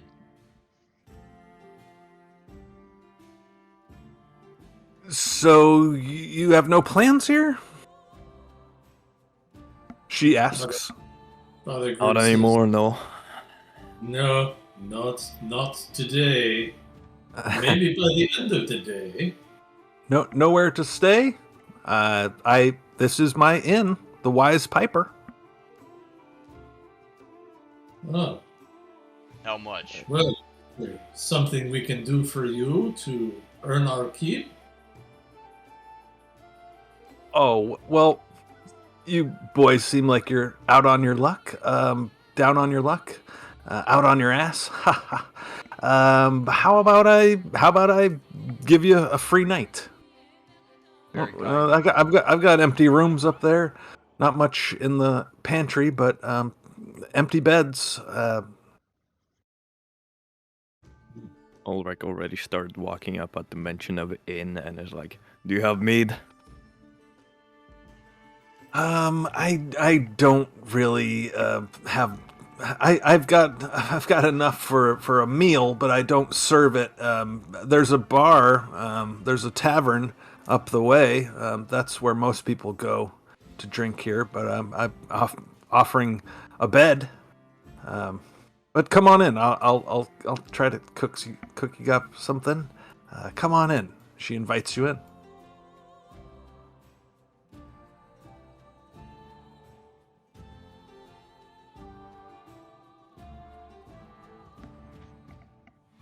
So we got a little dynamic lighting action going on here. There's a staircase that goes up. When you walk in the front door, there's a staircase right in front of you that goes on up, and then there's a good-sized room here. So she serves you up. It's more like snacks. It's not really like a big old meal. The place is empty. Father Gribb, I'm not a fan of free things, so if you don't mind, I would rather pay you for this. And he slides like a gold coin over, just as a courtesy. She offered free, but might as well. A gold. Okay, thank you. Yes, that'll cover everybody for the night. Thank you. I'm not a fan of being in debt. Even if you say we don't owe you anything, I'd rather not have that hang over my head. Oh well, that's fair and kind. Let me introduce myself. I am Talia Orem, and this is my business and home, Wise Piper Inn. Pleasure. Crumb. Just Crumb. Very good. You make your introductions. And Hello, the owner of this inn. Sorry, what was that, Jerry? How long have you been the owner of this this inn, this establishment? Okay. Oh, okay. I'm having to translate your accent there. True. Yeah. That's a really good accent. She says, "I've been in charge for the past 4 years. It was I bought it from someone who was getting on in years. We don't have a lot of business, but hey, Quiet. maybe things are turning around. Very quiet. Not much going on in town, huh? It is a small town. No, there's well, you know, there are some things going on around here. I can tell you." And she leans forward and, you know, puts her elbows on the table or on the bar, you know, and she says, let me just scroll on down to that part of the book. She says, yeah, there are some things going on around here. Our town druid seems to have gone missing. He was due back. He and his wife were due back more than 2 months ago. They've been gone. No one's seen them. They must have taken a wrong turn and ended up in some nasty trouble. But I can't think of what would be scary enough to give them trouble. The druid and his wife are formidable. I'd rather not think about it, but that's what people are talking about. Albert interjects. He asks him, "Is there any reward for their location?" Oh, do you know anything? We could find out. Yeah. Seeing as how we might be stuck here figuring out our next move, maybe we could give a hand and try to find them. We could try to get to the bottom of it. But Well, that is a good question. Are they? Well, that would be wonderful. I don't know if no, they're people of the land. I doubt that they have much, or if anyone would have reason to or means to give a reward. But I just don't know. There's no talk of that. But maybe they're just on a long trip. I don't know. But they were due back 2 months ago. Curious and curious. I don't know. But they're not the only people missing in town. She leans forward as if there's anyone who can hear. She points like out the front door, which is in a actually no. She points like kind of down the way. She points in a southern direction, maybe across the river, and she says, "My friend, she's a farmer. She thinks, well, her daughter went missing, and that was 3 months ago now. What is the sheriff doing about this? Well, the sheriff patrols the town and does what you see him do. However, my friend Isadora, she she is offering a reward for the return of her daughter, or yes, she must be offering her entire life savings, 200 gold, she says.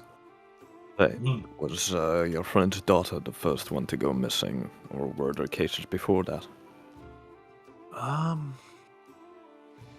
sure people have gone missing, but no, I don't think so. That's everything lately. Albert asks, have the authorities made any effort to try to locate them?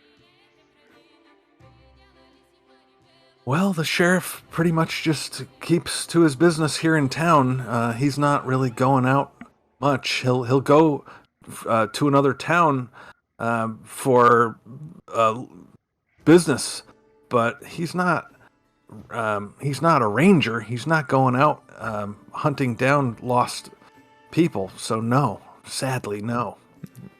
Albert, he scoffs and he says, typical thugs.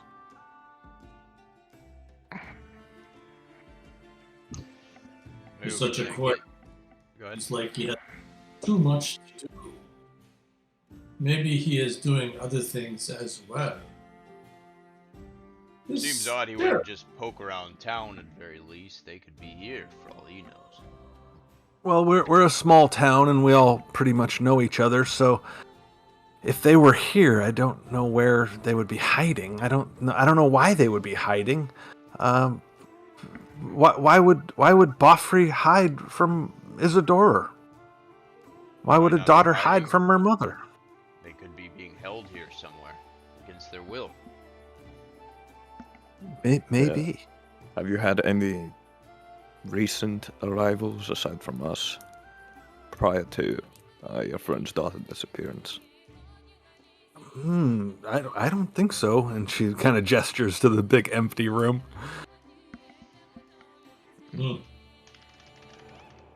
This is going to be quite an interesting adventure if we make it such.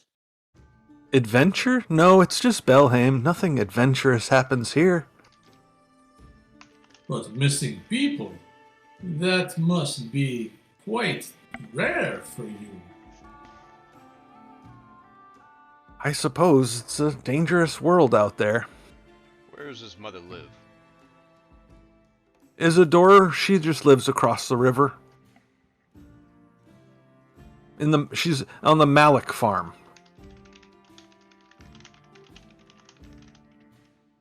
Maybe we should go visit this Isidore on the Malik farm. I'll look at you guys. I think we should have a team huddle. Well, I'll leave you to it. I'll leave you to it. And she says, "I'll be right back." And she heads off somewhere. Crumb literally gestures for us to do a literal huddle. Ulrich stretches a bit before he goes into the huddle and is like, Southerners always need someone to come and save them. They wouldn't survive a day in the land of the Norm Kings. Ha ha ha. So, what's next? we have some potential for income here to compensate for that smuggler's lies. First, I think we should talk to the sheriff. There's no way that sheriff doesn't have a little bit more information about maybe what's going on. And secondly, we're still owed as far as I'm concerned from that smuggler. We took him. Are we like even halfway to the destination? Like how far are we? That's good. That's a good question. Let's say We've are. had at least a week of travel. Yeah. Yeah, it was gonna be like 2.5 weeks of travel, so not Almost quite. halfway, pretty Yeah, much. almost halfway. Yeah, so as far as I'm concerned, jail time or no jail time, that smuggler owes us. Get a little bit of money, supply up, and then we can help out these locals while we're here anyway, trying to figure out our next move. What do you Sounds like a good idea. Let's go see the sheriff first.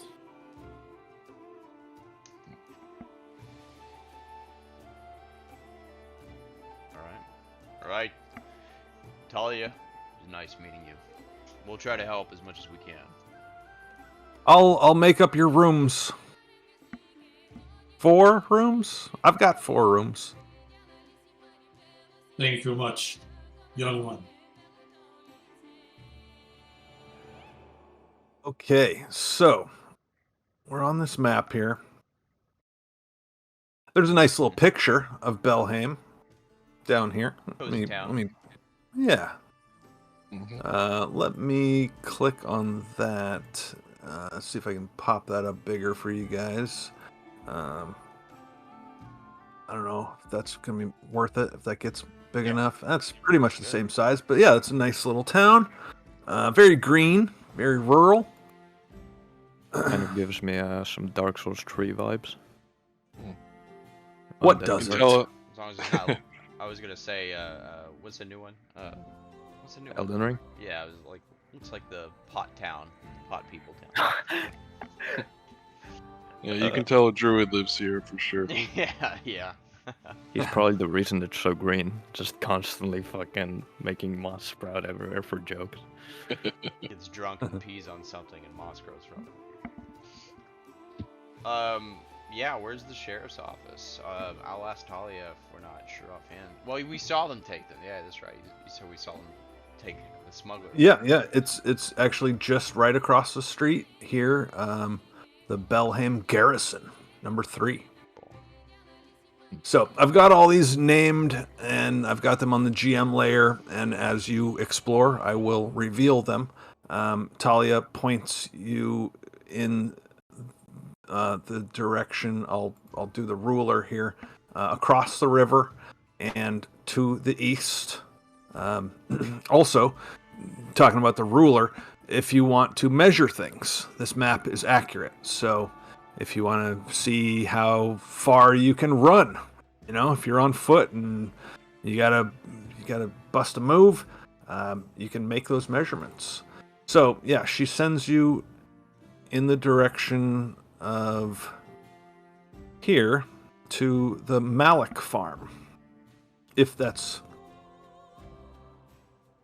what you're doing. But yeah, We can talk to the sheriff.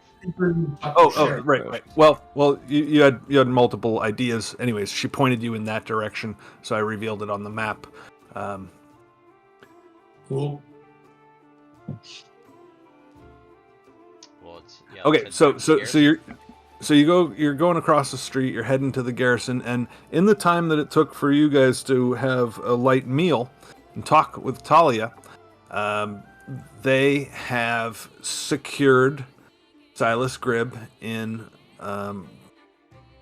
manacles and rope, and they have him and the trunk on his own wagon, and they are already heading.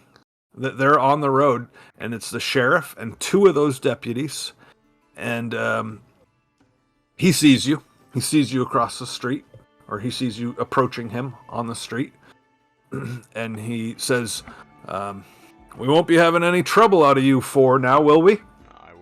I wave at him like as a friendly gesture. Okay. Word with you. No, and of course no trouble. All right. Yeah. So he's atop the wagon. He's in a command position there, but yeah, he looks down from up there and says, "Yes." This To your- man, I point out Gribbs in the cell. This man owed us money. We're escorting him from town to town. We'd like to be paid what we're owed for the trip so far. He looks at Gribb, and Gribb just kind of sneers like, "Fuck them," and he's just pissed. He's just been arrested. Of course, he's pissed. I'm sure And- you confiscated his goods. What do you say? He says, he pats the trunk, and he says, "Well, this is all contraband. I can't rightly pay you with drugs now, can I?" "No." Is he carrying no gold? No money at all? What he had is not... You all are lucky that I'm not taking you in for being conspirators and whatever else I can think up. I'm gonna leave you here with my other deputies, and I'll be back. But I'm going to take this man to a rightful court, and he will face the justice that he has created for himself. What court? Well, the courts of, and he says the name of a larger town. Okay. Well, we had some questions for you regarding what's happening in your town. Well, Yes. we're losing daylight. I'll try to answer a couple of your questions. Thing is, how you Yeah. taking our meal ticket? We'd figure we'd help out around town here. Well, So- Some people. well, that'll be appreciated. The town, I don't know how much help we need, but yes, we have no problem with your lot. Well, to me, it does seem like you need help. You've got people missing, and you don't seem to be doing much about it. People come and people go. Wouldn't say anyone's missing. 2 months disappearing is a pretty long time. I'd say that's missing my book. You're not concerned at all about people who may help your city prosper? There is a level of concern. Well, what we're trying to figure out is, is it an isolated incident? Is it just 1 or 2? Or have there been many that are missing over the last few months? Do you have an idea you can give us? And maybe we can run with this and help you out. Again, I don't think that we need any help, but we're open-minded people here. You're welcome to enjoy our town. As I said, I'm off to Casimir to deliver this criminal to their court system. And if some people are late on their journeys, that I cannot trouble myself with every little person's schedule coming into my, you know what? Good luck. And he cracks the reins on the horses, and one of those deputies tips his helmet to you and kind of laughs, and Grib just gives you a fucking stink eye, shoots daggers out of his eyes. Should have given us a better offer, I say as he's like being wheeled away. He spits and whatnot. All right, so you are Typical left. Cops, man. God. Thugs. Hey, man, that drug dealer didn't pay me what he owed me. Come on, cops, give me some money. Yeah, that's not gonna happen. Well, I knew we weren't gonna get the money we owed, but I'm more fucking annoyed at him for the fact that he doesn't seem to give a shit about people missing. Did we catch how old the farmer girl's son is? From it's a mother and daughter farmers. We're gonna go talk to the mom probably after this, I think. Find out. Yeah, we should do that. Yeah, Definitely. like the money, the getting paid was like a shoot in the dark. We wanted to talk to him about the kidnappings, but he doesn't seem to give a shit about a little girl being gone. Okay, so okay, to be clear, nobody said kidnapping and nobody said little girl. It is the farmer lady's daughter, but that's really all the information you have. Oh right, so daughters don't mean she could be a full grown. She could be. Right, gotcha. She could be an adult child, yes. So you're standing there in the street, having just been kind of dusted by the sheriff, who heads south down that bridge and off one of those roads. I don't want to burn this garrison to the ground, but I'm good. I'm a good character. I'm a good character, Daddy. Over and over again. I don't know what Good. happened. When we came back, your garrison was just ashes. I'm sorry. What do you We think? won't be back for a few days, probably. Yeah, and he only left 2 guards. We could overpower them pretty easily. Yeah. Anyway, what do you guys want to do? Check the Malik farm? Well, let's see. About what time during the day do you think it is? We're looking at. Oh yeah, he said it was It's about noon right now. You had a small meal of bread and cheese and some like watered down mead because she didn't have a whole lot.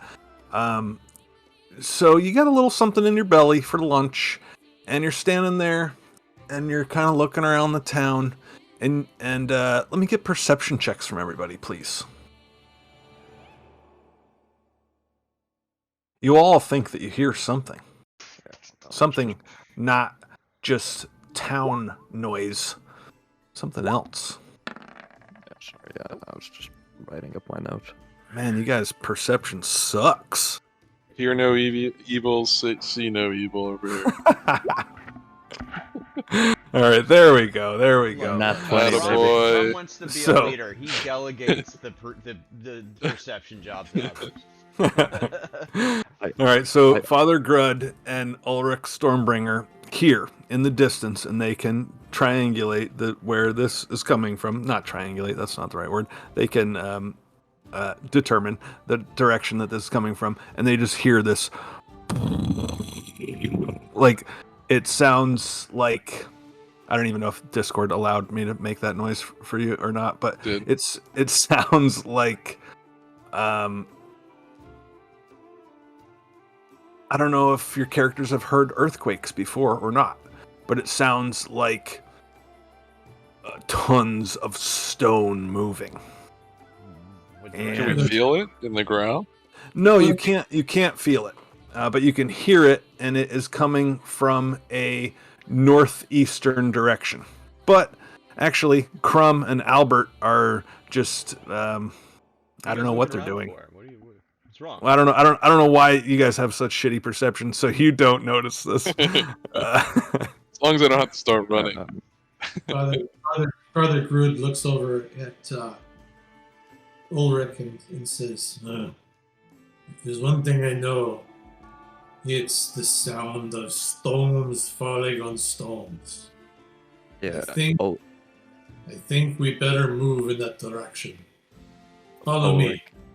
Ulrich is kind of blank gazed in the direction of the noise for a moment and then looks at you. I don't like that. What's going on? Clearly something clicking in his head. The noise is temporary. The noise happens for a solid 10 seconds and then stops. Hear something, or what are you talking about? Something big fell apart in that direction. Let's go. Points the direction he hears it.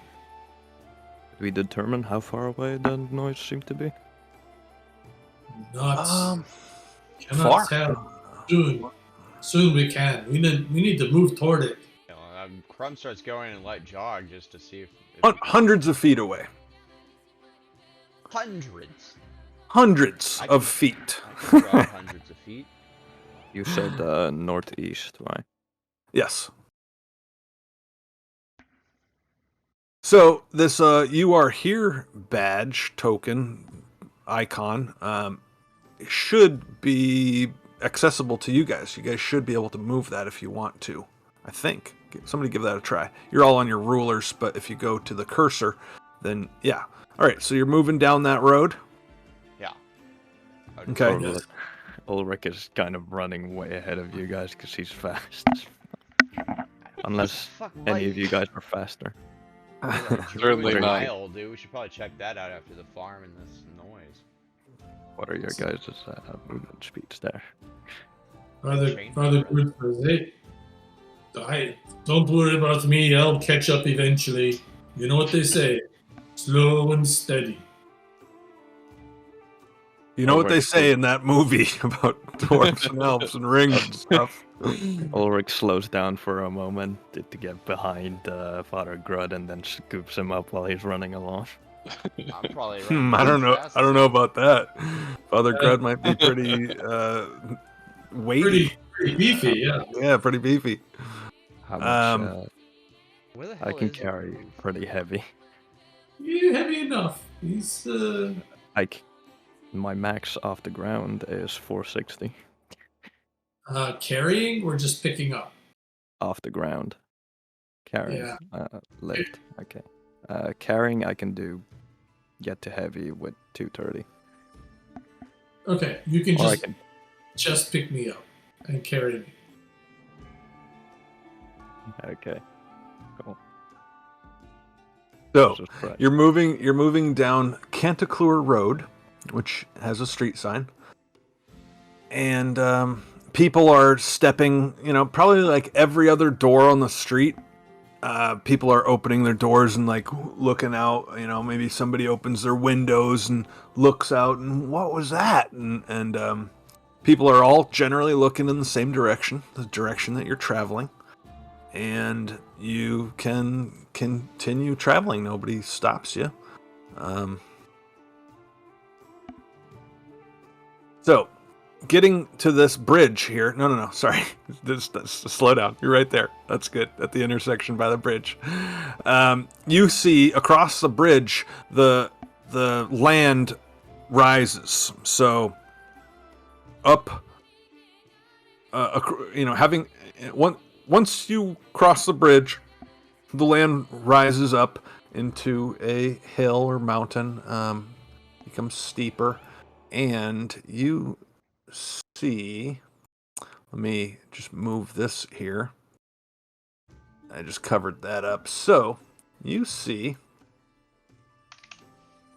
a not smoky, but like dusty.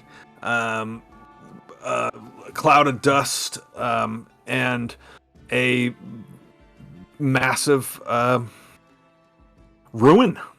You can see from where you are. You're looking up this road into this rise. Not quite a mountain, but at least the side of a mountain. And yes, you see the tower ruins. And people are like going from the town across the bridge. Oh, who are you?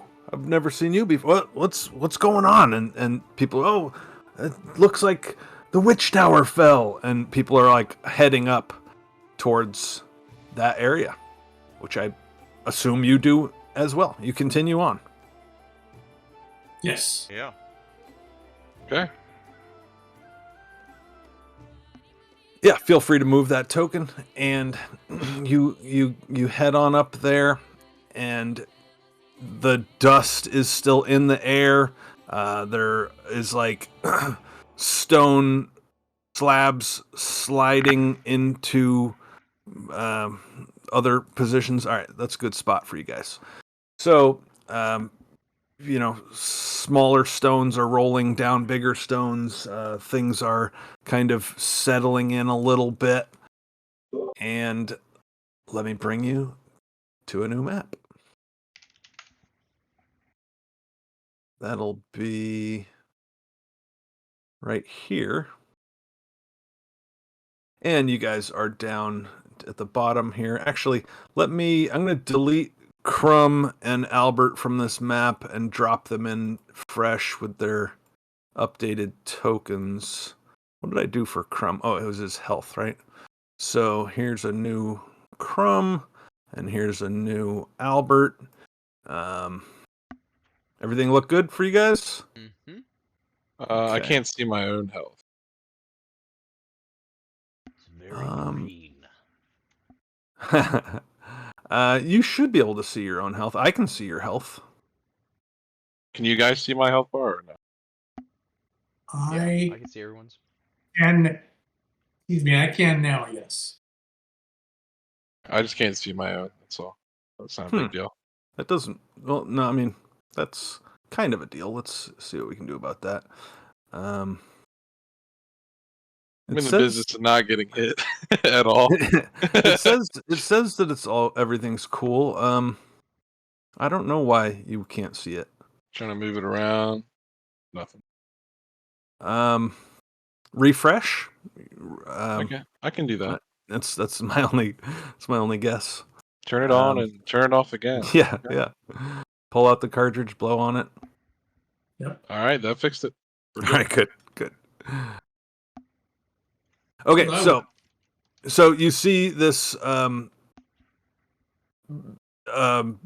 fallen tower, And you see people who are checking it out.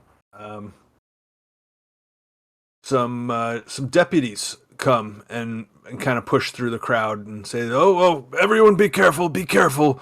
We don't know what's happened here." And people are like, "Well, what has happened? It's the tower. Why did the tower just fall?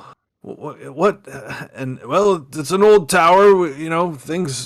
Things fall apart. And well, is there something to be worried about? Well, we just don't know. Just stay back and stay safe. The law What do you guys enforcement in feel? this town leaves something to be desired.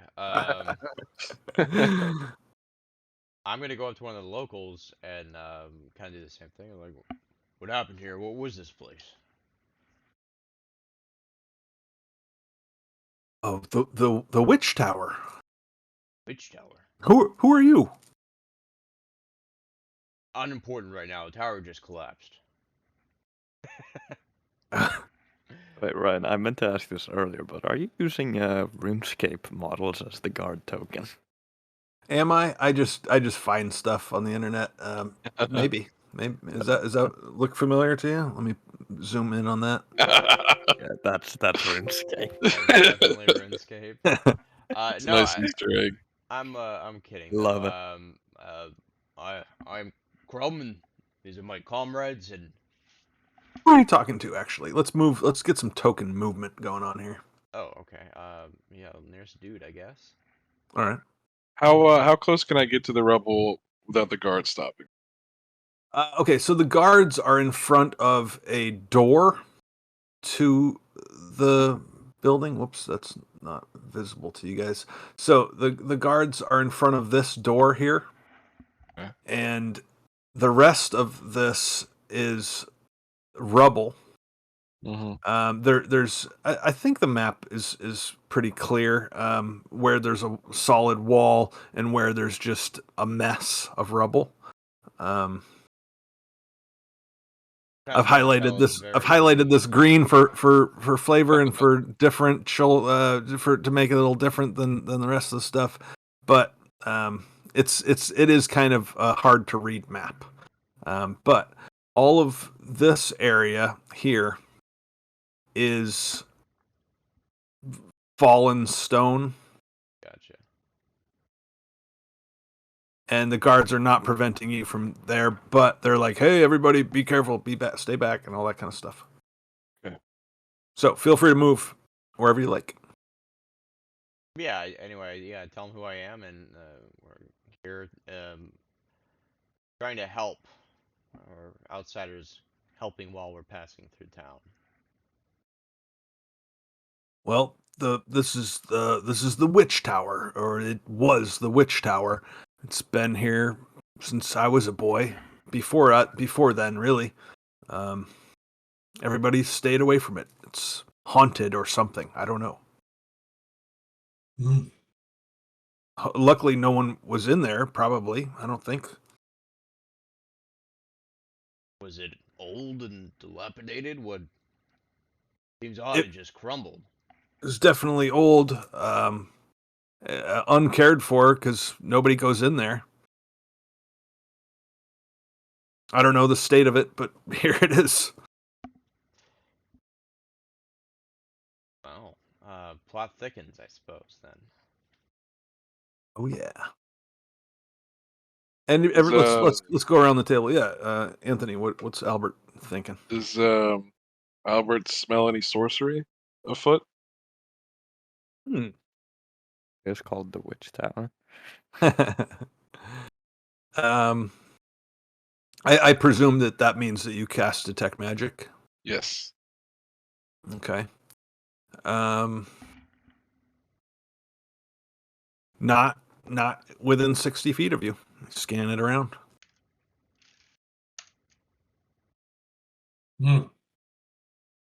Father Groot looks at everything and says, "Must have not been very well built for it to fall apart like this.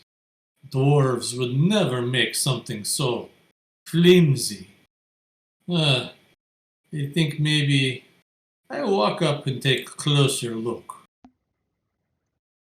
You walk up to where?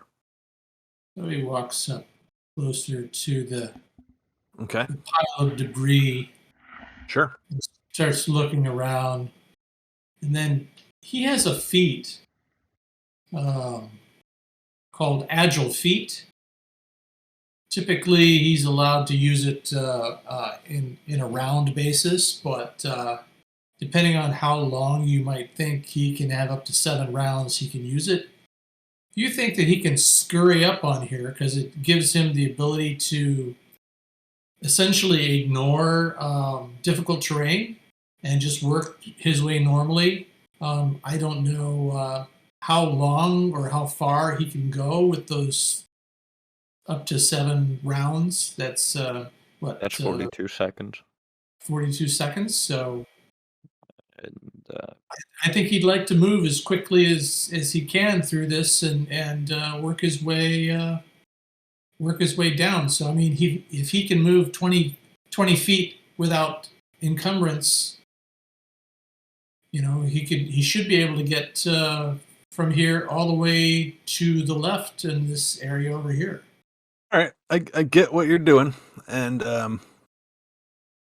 I want to pause you just for a second. I think I got something from Crumb, from Albert, for Ulrich. Do you do anything in this moment? no, Ulrich will just sit back and sit by Crumb, Okay. waiting for orders. So as Father Grud starts to approach this pile of rubble, he begins to touch it, and I want a knowledge engineering check, please. Okay. Engineering.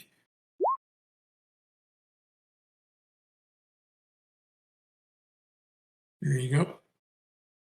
Okay. It looks pretty solid. Looks like you could do what you're thinking. Okay. So he's instead of with what you're talking about difficult terrain and all that kind of stuff, instead, I'm sorry, what I need from you is a climb check. oh. That's not going to go as well. You're pretty heavily armored over there, aren't you? Yeah, that's not going to go as well. He's got low center of gravity, though. Yeah, it's just Apparently not. not low enough. All right, Come so on, take a as chance. as you climb this nice big piece of stone that you think is solid, it's not solid. It moves underneath you and winds up throwing you, delivering 4 points of damage. 2 stones collide, and you're a little bit pinched and battered, and that's that.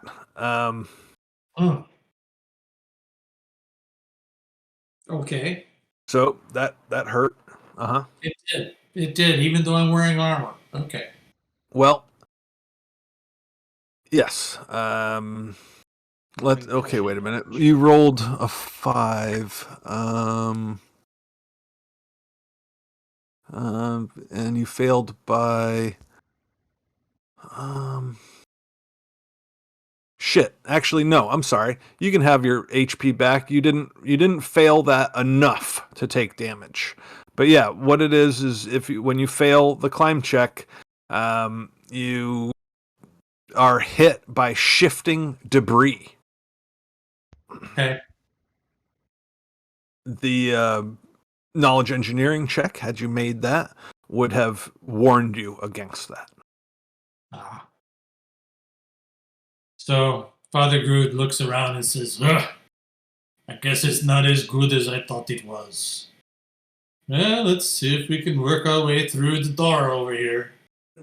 At this time, you hear the sound of horses. And 2 horses, 2 people on horseback, come galloping up from the east. And the horses look stronger than your horses. The people look better dressed than you. And they Ouch. come up, and this lady here,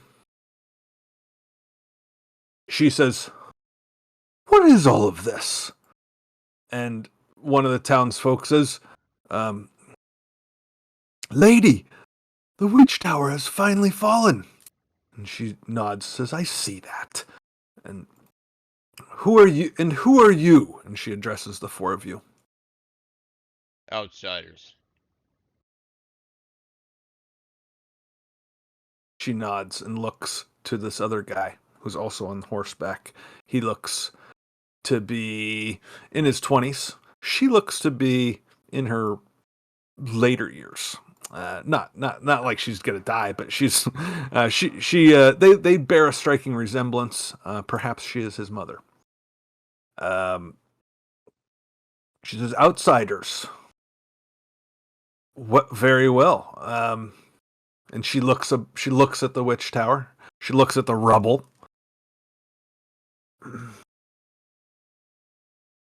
She looks at all of you. Thinks for a moment. She says, "Well, today's your lucky day." And the two guards come over and they're like, "Lady, your orders." And she says, "These two can't handle anything without the sheriff to hold their hands. I want to know what happened here. You all look like a capable bunch. Go in there. Look through the rubble. Find out what happened. We don't work for free. I will pay you." I'll look at you guys. She looks at, sizes you up. She says, 400 gold pieces for the lot of you. While you're looking around in the ruins, keep an eye out for any signs of a man. A local eccentric, if you will. His name is Hunclay. It seems suspicious to me that he's not answering his door. But, let me know what you find. Is there anything we should know about this tower before we start rummaging around? I want you to tell me about the tower. Tower is old. You just by looking at it, the stone is a black stone. There is other debris, wood and glass, but primarily all of this is black stone. And the way it has fallen, there's kind of it's like a ramp going from the southeast to the northwest. So you see these letters here, A1 and A2. The ramp is going from A1 to A2. So A2 is the second floor of this tower, exposed. If there must have been a third or possibly fourth floor to the tower, but all of that has tumbled down in a diagonal direction, creating kind of a ramp. Ulrich, you wear leather? Yes. Say, my northern friend, you think you could scale that? I'm a bit out of practice from climbing, but I can give it a try. So there's the ramp of rubble, and then there's also just the straight up wall to the side of the remaining. Second floor is still there. First floor could be intact underneath that second floor. And you indicated there was a door as well, right? Yes, and the two guards are in front of that door, but they back off from the door. They come over to this lady who's in charge, apparently. She's offering hundreds of gold for an errand, perhaps. And she says, "Go check on the Hunkley's home," and one of the guys runs off while you guys are investigating this approach. I will do as Crumb suggested, and I will attempt to climb up this ramp here. Okay. Yeah, give me that climb.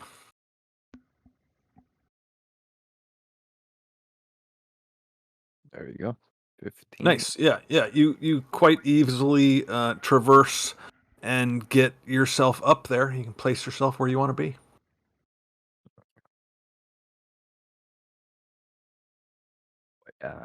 I believe I have rope, which I can throw down to help them climb up.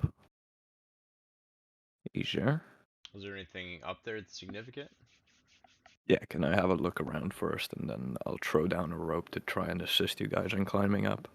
Sure. There's Having nothing moving or threatening. I'll tell you that right now.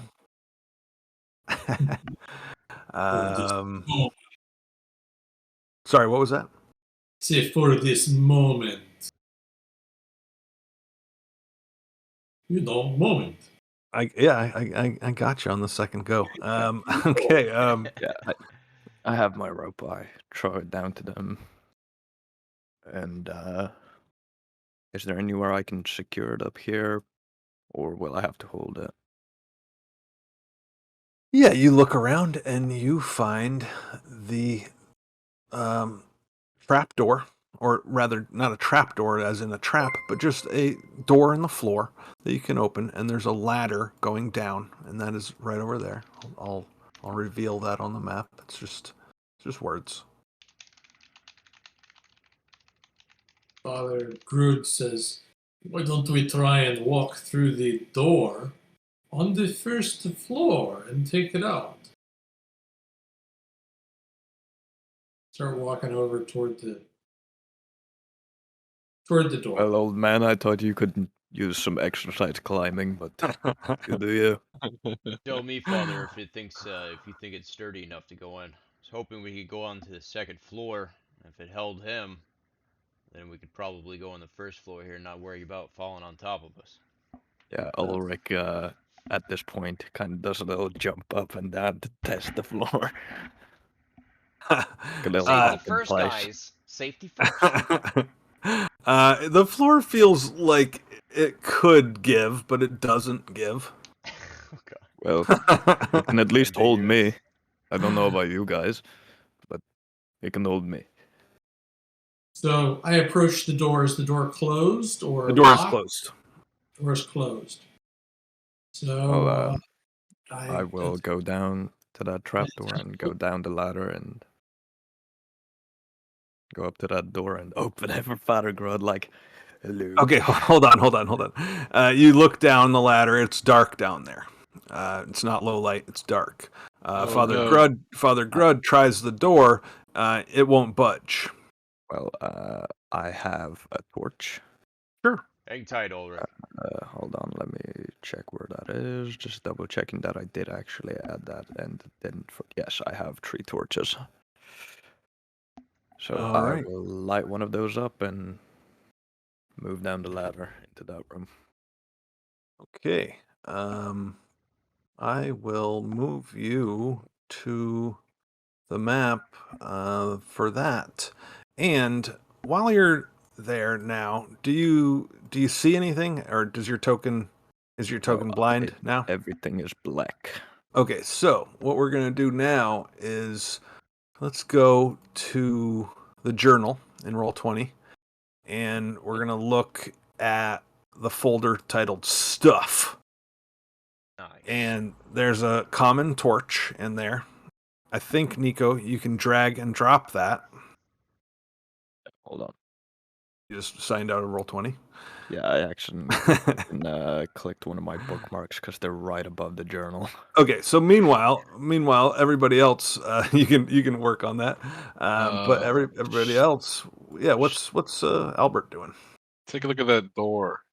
I don't see. I'm not going to attempt to stuff. climb. That's for sure. I'm gonna try to break the door down. I don't see the stuff Here, I'll drag you over a torch. There it is. Boom. Thank you. And you can move that torch, right? Yes. Oh, you know what? Yeah, you're right. The common torch there is not shown to players. So, boom. Now it is shown, and actually it needs to be, yeah, and it's edited by players too. Cool. So those torches are at your disposal. When you want to get rid of it, I think you can just press delete. You can click on the torch and delete it to make it go away. I presume this is the door over here.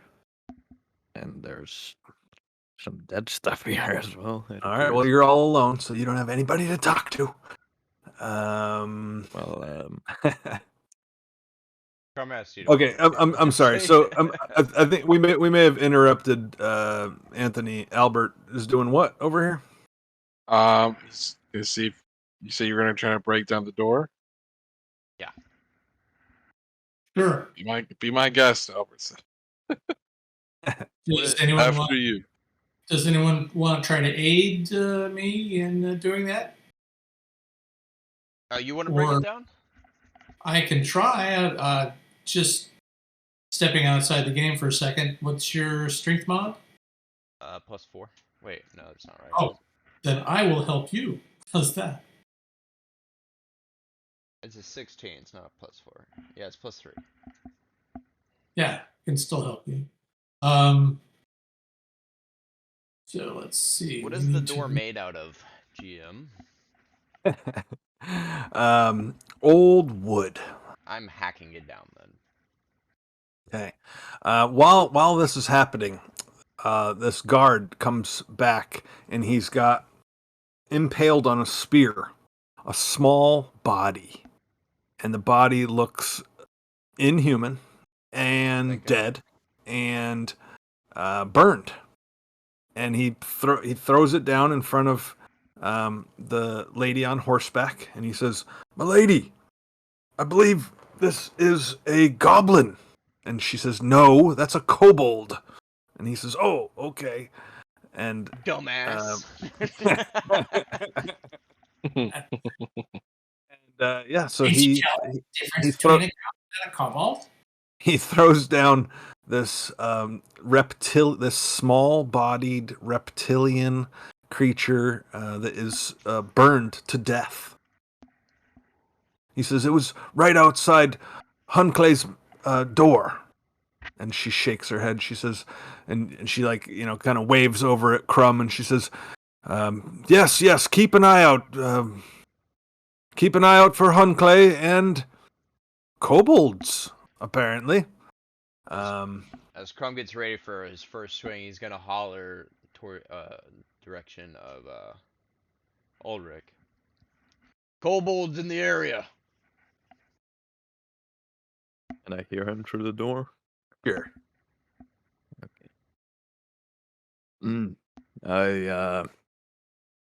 Well, that explains what these things are. I'll shout back to him. All right, so you're chopping at this broken wooden door, or you're breaking down this wooden door, and there is stone beyond the wood, and Ulrich sees and hears them chopping away at that. Yeah, as I hear the chops, I shout back, "By the way, there's stone blocking the door. You're not gonna break it down." As his axe has already fucking hit the stone behind the door. Right? Up and over it is, then, I suppose. Yeah.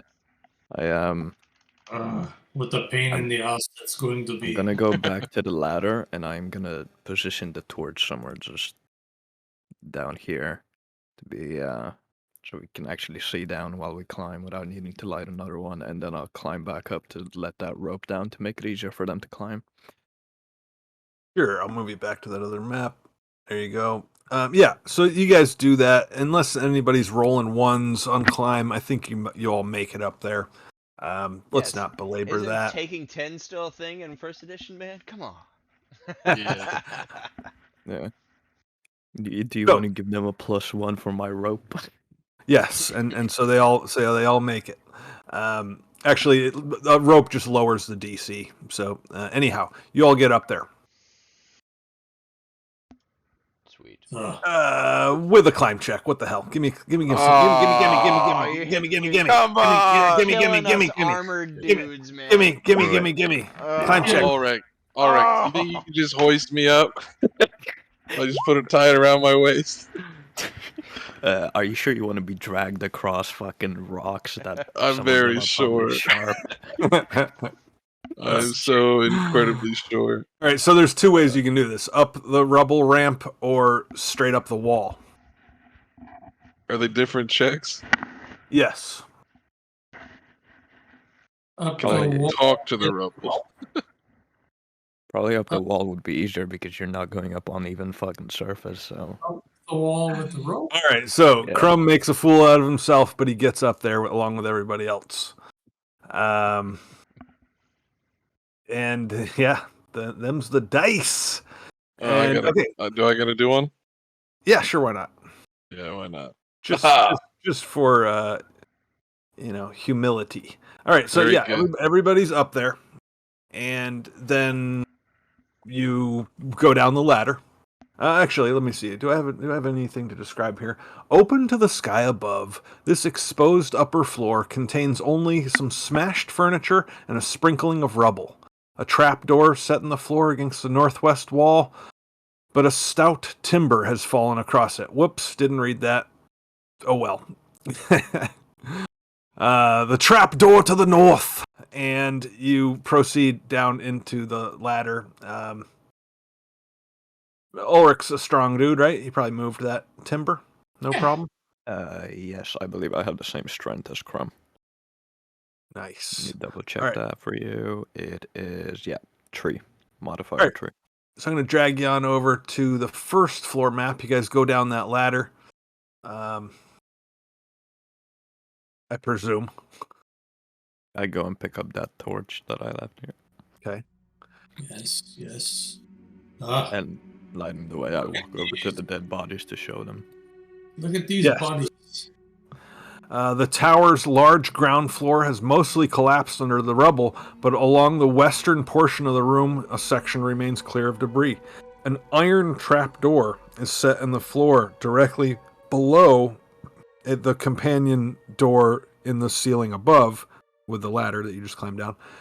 Shattered wood furniture lies scattered around the corpses of two small green and blue scaled creatures. Albert, what do you know of these creatures? You ever seen one before?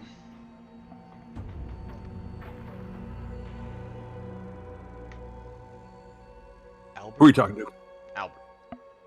Oh, sorry. Would that be, can I make a nature check on that? Dungeoneering, maybe, too, if you have that. Yeah, I think maybe dungeoneering is more appropriate since they are. I can do that. But yes, you've encountered or heard or read of kobolds. What do you want to know that you don't already? Or rather, what does Albert know, or what do you want to be able to say Albert knows about kobolds? I would say he knows them as small, mischievous creatures. They're not dumb. Yeah, they're not animals. They do have language, and they do use tools and weapons. If these lout of kobolds speak Draconic, I can communicate with them. Tells Crumb. These things talk. Interesting. It's a simple but effective language. What's the best way to kill them? Well, You saw a dead kobold outside that was Yeah. delivered from the front door of Hunclay, a local eccentric. And now you see these two dead kobolds that have been smashed by rocks. They died in this collapse. They're fresh, we could say. They've been smashed by stones. Albert looks at Crumb's axe. And, marks. Well, anything big and heavy, that'll do the trick. I can manage that. I understand that is good for me too. Well, I'm gonna. What else? So there's another door. I will. Are we pretending we didn't hear the bit about it, or are we not? No, it's a very clear metal trapdoor as opposed to the one up top, which was just wood. Okay. So this one's a little Right more. below the ladder we came down. Yep. Okay. I'll try that one. Yeah, I'll set aside the torch and help out. Try and lift it. Since it's metal, probably best that both of us try. Yeah, it's doable. Yeah, Could be you jammed. get that open. You look down into darker darkness. Well, I will drop my torch down there. All right. Hopefully it doesn't go out on the way down, but Hmm. just get Albert, us an idea of how deep it goes and also just see around the ladder, hopefully. So, one thing Father Grood wants to say is he wants to say, I need to look around here a little bit. Let me look. And he has a stone cunning, which allows him to add a couple more points to his perceptions when he's looking in areas where there's stonework or anything like that. So he's looking to see if there are any other hidden areas or any hidden kind of passageways or doorways. Maybe can you see maybe what caused the collapse? I think that would be probably the engineering thing. I think, but let me do a perception check around. Yeah, 2 more, so since, it's 8. since they're So- discussing this, I'm gonna hold off on throwing that torch down since we need vision for this. Very good. Not a very good look around, but still did his thing. As you do.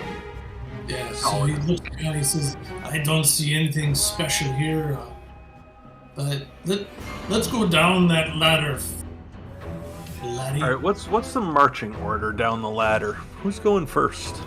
Oh, hold on, before we do that, I'll turn to the rest of the party and say, any of you got lights? Aside from me? I can cast light on an object if you'd like. What I'm gonna do is, Albert is the only one without some sort of dark side aside from me. Yeah, he so didn't pack torches either. I'll give you one of my Yeah. torches. Very and, good. I have 3, so I can spare one for you. So Father And Grood can I'll light up another one. cast light on a rock or something, and you can drop that down or whatever you want to do. I mean, don't worry, torches are cheap. They won't Okay. matter if we want to Uh, use them here. It's an orison for me to cast light, so whatever is fine. You Yeah, guys hang can on- do hang whatever on you to want, them. but if you are holding a torch, you are holding a torch. Yeah, hang on to the non-renewable stuff. Let him cast, because he can do that pretty much willy-nilly. Yeah, and it's pretty much like a torch as far as how far it can go. And we're looking at how long does it last? It lasts 10 minutes. Okay, Is that so concentration? Sorry. no, I don't think so. Okay, so for a thing like this is a perfect example of something that I would like you to type into the chat. Father Grud casts light on what? I would say a hand-sized rock. So you want someone Oh. to walk around holding a rock out to cast light. Or I can cast it on a person. You tell me. I'm asking you. I mean, it's up to the guys how they want to do it. You can touch Albert for sure. Whoa! Hold still. I just won't hurt them. Albert clamors over Father Blood. So Anthony, you want Albert himself, his physical body, to be emitting light? Is he carrying anything or anything attached? Does he have a belt or anything that we can? Let's get an answer out of him. Yeah. You can touch. Oh, it's you've added layers now. You know? How about, Well, a you know, suggestion? is it- You can touch. You can touch my crossbow. How about we cast light on a torch, so we could just use it like we would if it was lit, and there we go. You can do that. Okay, you tell me what you want. Got it. So I'm gonna cast light on Albert's unlit torch. All right, cool. And then, who goes down first? Into the ladder, down the ladder, into the darkness. Dark vision. He really wants to be like the leader in his mind, so that means he should go first in his head. All right, I will drop you down there. Let's see. I hope you don't see everything along the way. Oh There god, you what's are. all that? Yeah. So you are in a new chamber. I think And- Brother Grood would come last. He's got dark vision. Yeah, I'll go after Ulrich. Yeah, I'll go All right. next. Ulrich goes next. You want that torch to come with you? Yeah. Okay.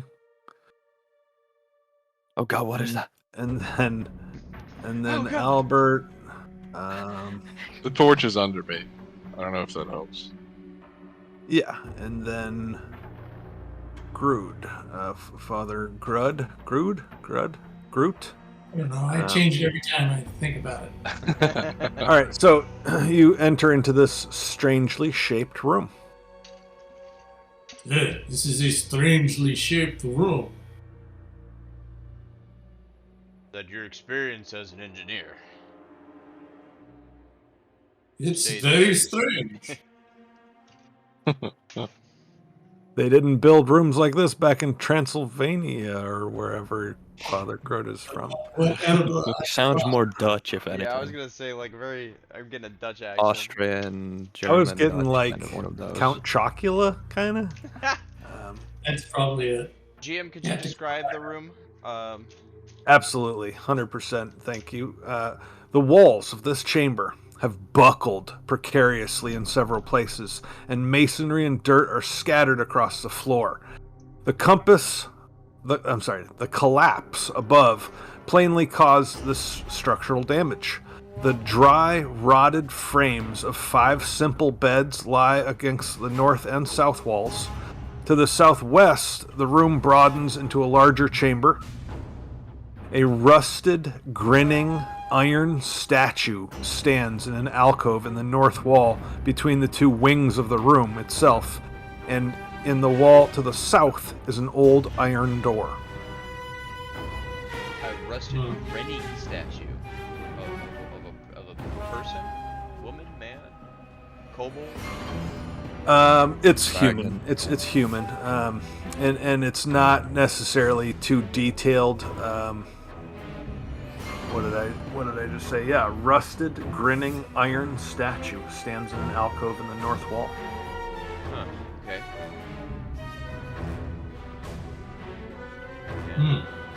Now, does it have like an inscription on the bottom of it or anything to signify who this might be or what its significance is? Not that you notice. Okay. I'll check the western area out. How about I'll kind of rummage through the bedding and everything, just see what I can find. Looks like maybe these things were living down here. As soon as you start to rummage, I'm rummaging. yes, I'm a rummager. something doesn't like your rummaging. And roll for initiative. Yep. So I'm going to get myself a little surprise round. Oh, what's this? I'm just rummaging. I don't know what's going on. Oh, what's attacking me? Oh no! And And you take a 2-second bio break. 2 seconds is impressive. Okay, so we got some shit going down. This here and this here. There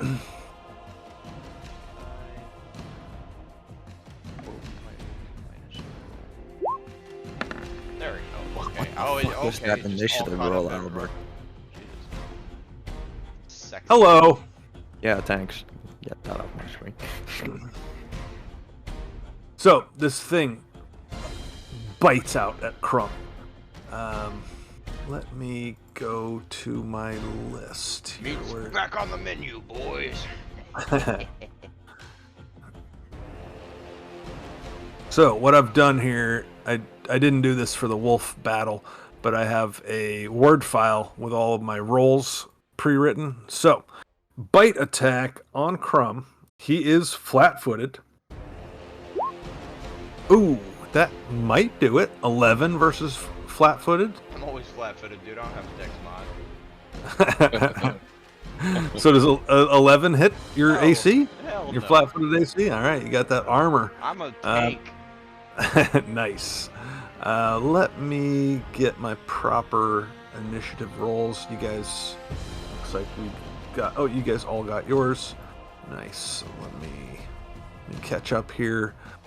I got a +2 Anish. Here's the one for Grud, and here's the other one.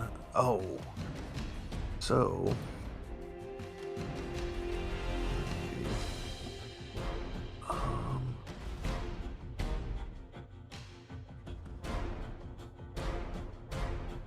Okay, so this one pops up after having its nest be rummaged, and Albert perhaps knows a thing or two about these things.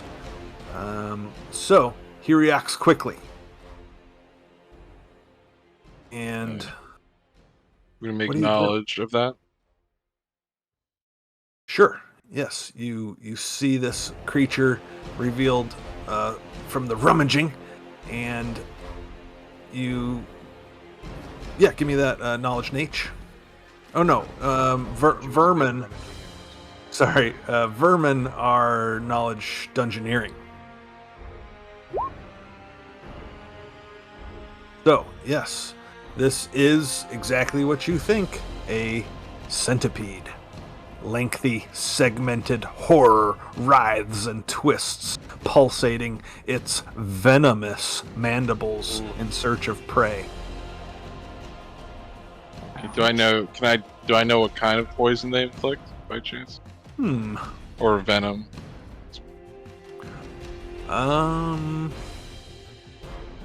Will it make you throw up, or will it eat you from the inside out? It'll slow you down. Okay. He announces, "Don't let these wriggly things bite you." And Good advice. can I is it my turn, or is I Yes. surprised? Okay. I'm going to snap my fingers and cast mage armor on myself, Sure. and Nice. move over here.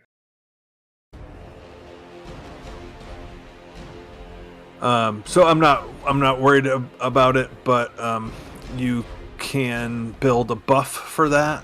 We can talk about that over the week. But that's a fun thing. You can just click on it, boom, gives you your AC bonus. That's the beauty of these character sheets, is all the little bells and whistles. I'll just add a mod for now, as long as it's up. Does Sure. that work for you? Yeah. I'm not worried about it right now, but I do like to take advantage of all the options of these sheets. Yeah, the buff, they're cool. And just for the record, what do you have in your hands? A torch that is magically lit? I have it fastened to my belt. Okay. Yeah, it's not on fire, so that's fine. And then what do you have in your hands? I have nothing in my hands currently. Nothing. Okay. So this other centipede pops up out of its nest and attacks Grud. That's Father Grud to you. Ain't my father. So here's the bite attack. 12 versus your flat-footed. Versus my flat-footed? Yes, sir. You have not acted in this round. You are still flat-footed. Aww. Yeah, it's the rules, buddy. I guess he hits me then. Okay, good.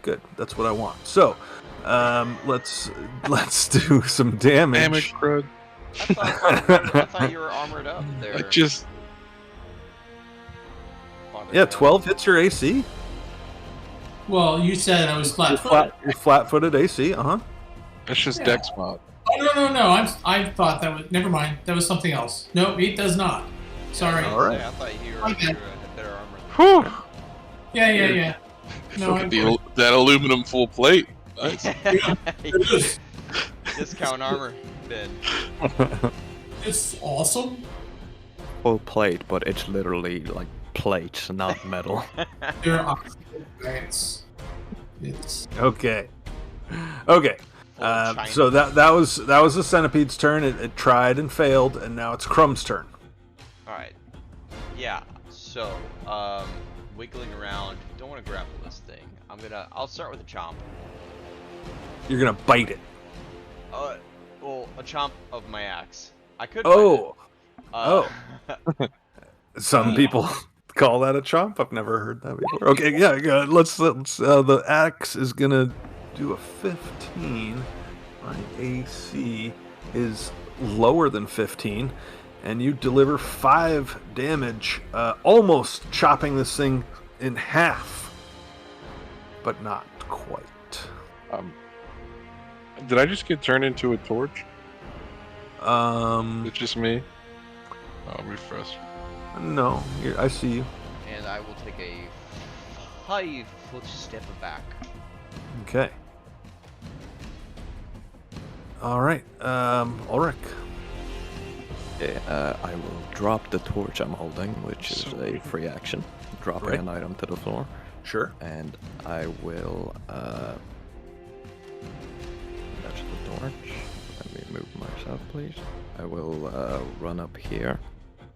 And, you said VAB1 allows Show me to- your path that you run, or show me your movement there. How did you get there? Okay, cool. Just making sure.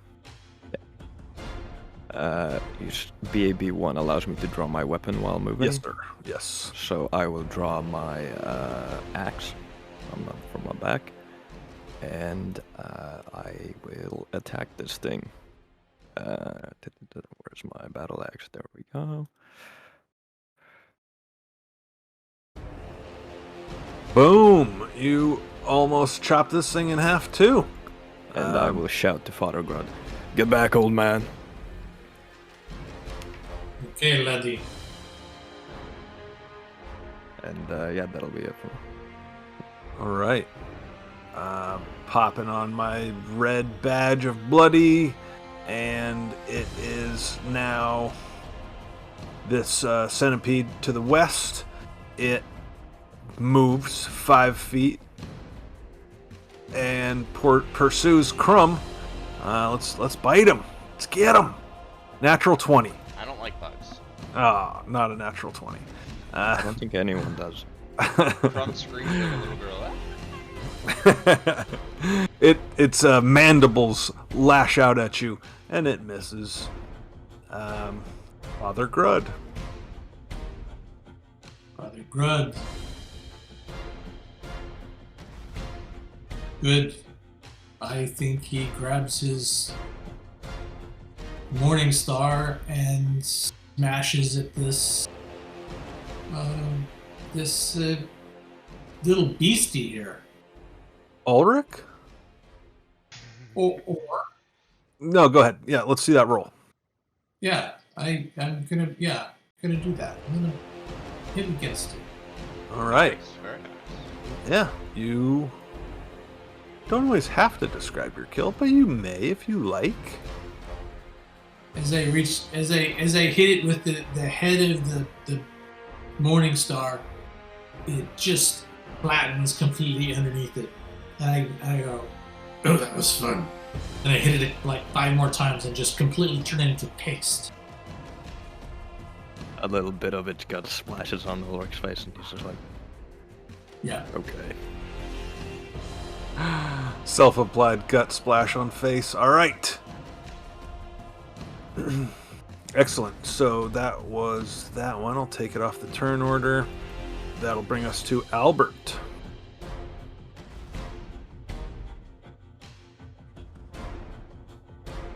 Anthony, you with us? Yes. You hear me? All right. I hear you Okay. now. So I'm going to draw my crossbow and take a shot at the remaining wriggly creature. So this crossbow that you had over your shoulder was already cocked and ready to go? Yes. This time it is, but not next time. I can't keep it loaded. I don't think so. Very I don't bad think idea. Crossbow have a safety?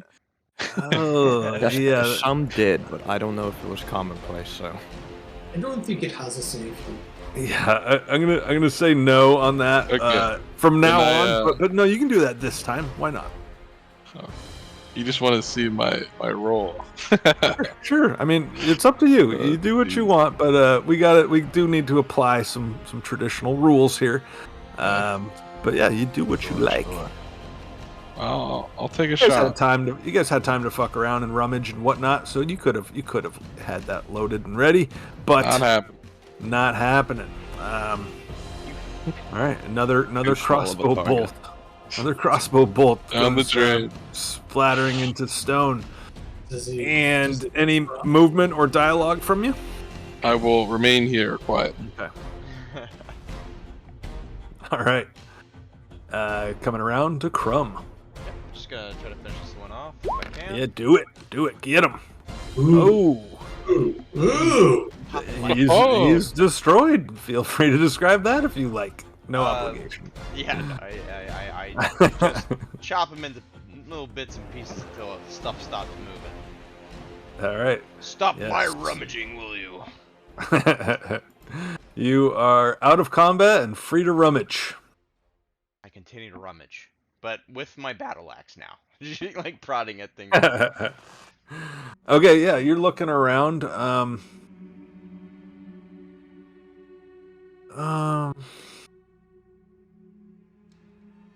Give me a perception check. Crumb. That's not gonna be good. Albert yells over. He says, "See if it swallowed any gold coins."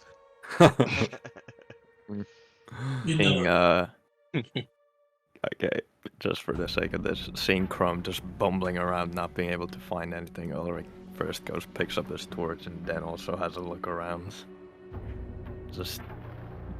And then instead of saying he found something, he'll nudge Crumb. If I do find something, I'll nudge Crumb and point at it and be like, "Just say you found it."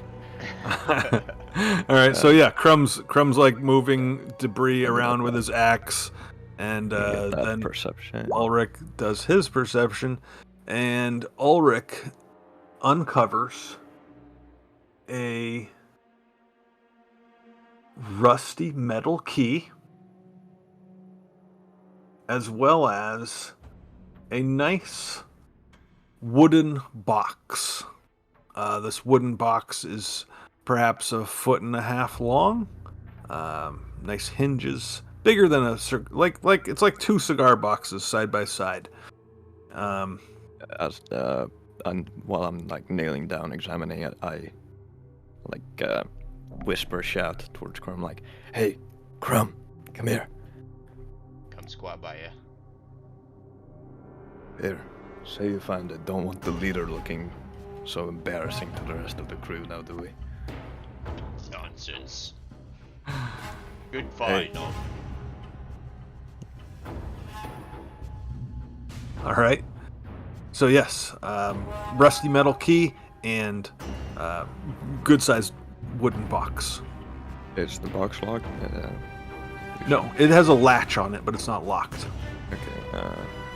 Open up the box. All right. A pair of very nice daggers.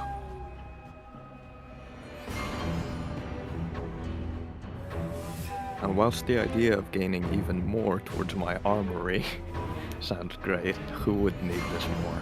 Who doesn't have a melee weapon just in case? I shout to the rest of the group, hey, we found some stuff over here. Father Grud walks over, takes a look at everything and said, a key. Maybe the key is to that door over there, or that gate, or whatever that thing is. Where the Yeah. shot. Over there. Shout towards Albert, and I'm like, come over here. We might have found something for you. And I point towards the daggers. I'm like, you could use something to defend yourself in case you get trapped up close, don't you think?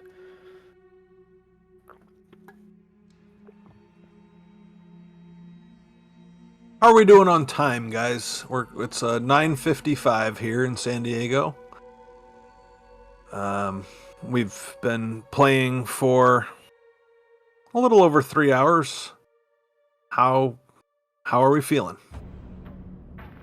Good. We're not even at Probably. the 4-hour mark yet. Yeah. 4-hour mark. That's the goal. Yeah, and then we can check how everyone's feeling. See if Okay. we want to continue after that. All right, so we're Does shooting Albert for want another the half hour. daggers? Does Albert want the daggers, or should I add them Yeah, to my growing collection? I'll take a dagger. He says anything helps. I'll grab the other one. And yeah, I would say at least another half hour, yeah. Right. Father Grud looks at them both and says, it looks like a matching pair. Maybe someone should take both of them.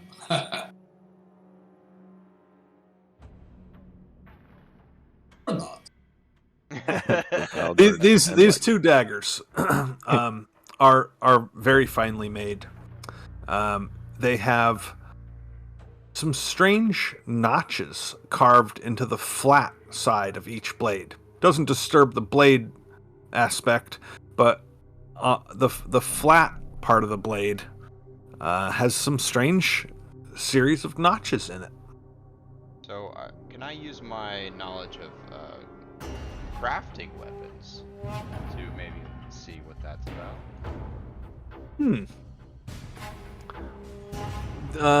Sure. Give me that roll. You got a craft weapons skill? Nope. It's a nice idea. Maybe it's some sort of bong.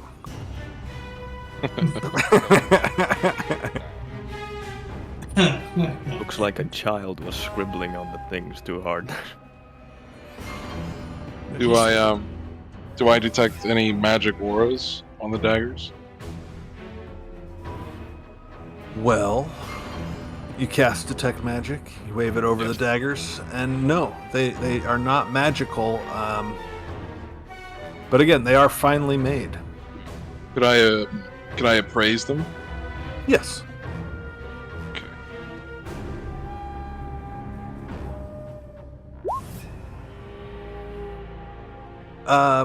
Sure. I'll tell you. These are masterwork mithril daggers. Nice. Nice. Do you tell us that, Albert? Albert's like, sure, I'll take both of them. So what about Let me check my alignment. Hold on. what about knowledge engineering? You think that I share the knowledge, oh, that's fine. but I remind you that I was offered one, and I take. Yeah, I'll keep this. I'll keep the second one.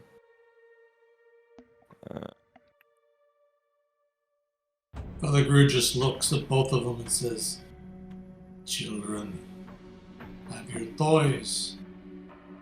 Let's get this door open, okay? He grabs the key and walks over to this door. Takes a closer look at it.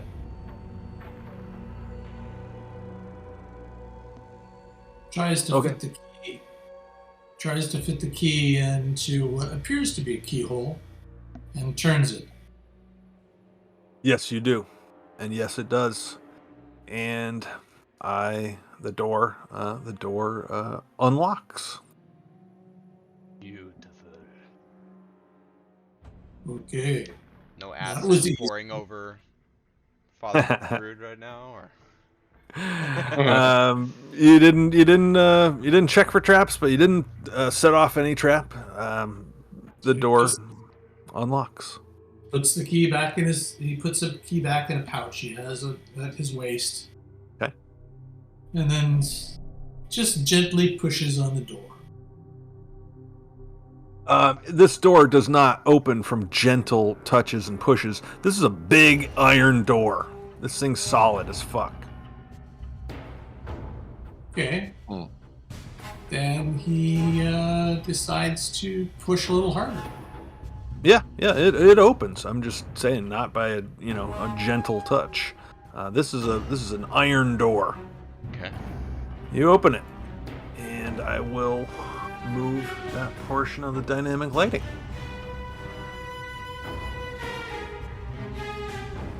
You can see. Crumb jumps right in there.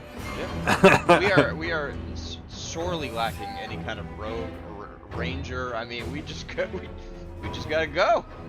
Yeah. Okay. You enter in, and you immediately see a wall 10 feet in front of you, but then this area turns into two hallways, one to the west, one to the east, both heading south. Let me see if I have anything more to read to you. Yes, you immediately assess that there are numerous jail cells lining these two abandoned corridors. Each of the solid iron doors hangs ajar and includes a peephole at eye level, which is covered with a piece of sliding metal, and a smaller slot for food and water at floor level. This is clearly a prison. Or jail. Or whatever. What kind of fucking tower did they say this was again? A witch's tower. I don't know what that's supposed to mean. I don't know whether it means witch this or witch that.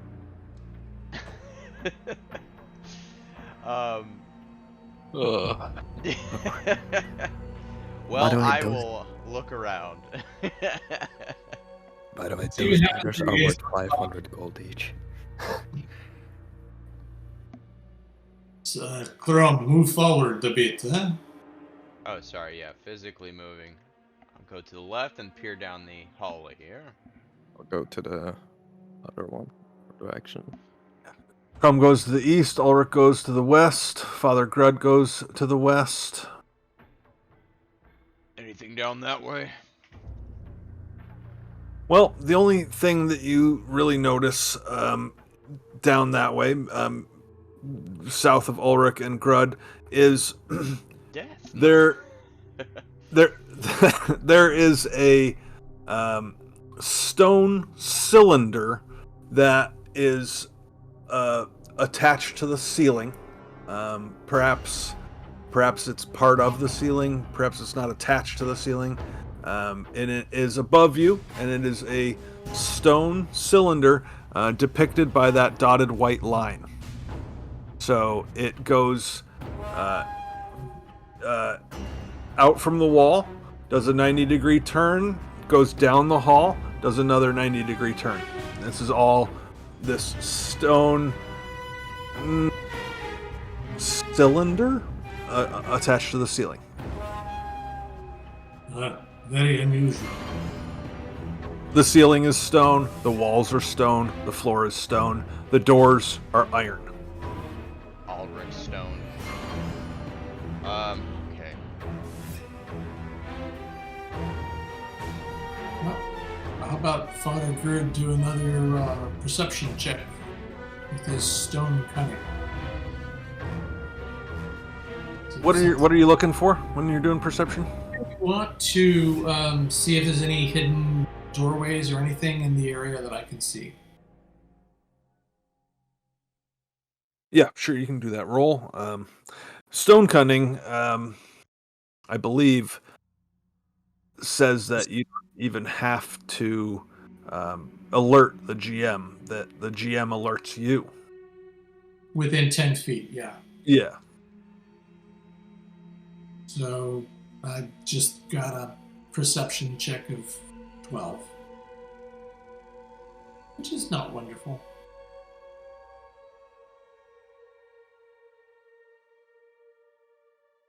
So no, you don't see anything with I that. don't see anything. Father Grud heads off. No, he's looking back to Ulrich and he's saying, Ulrich, you want to stay there or do you want to come with me? Yeah, I'm following behind. Yeah, So we'll carefully stick come. together here. You don't want to split the party?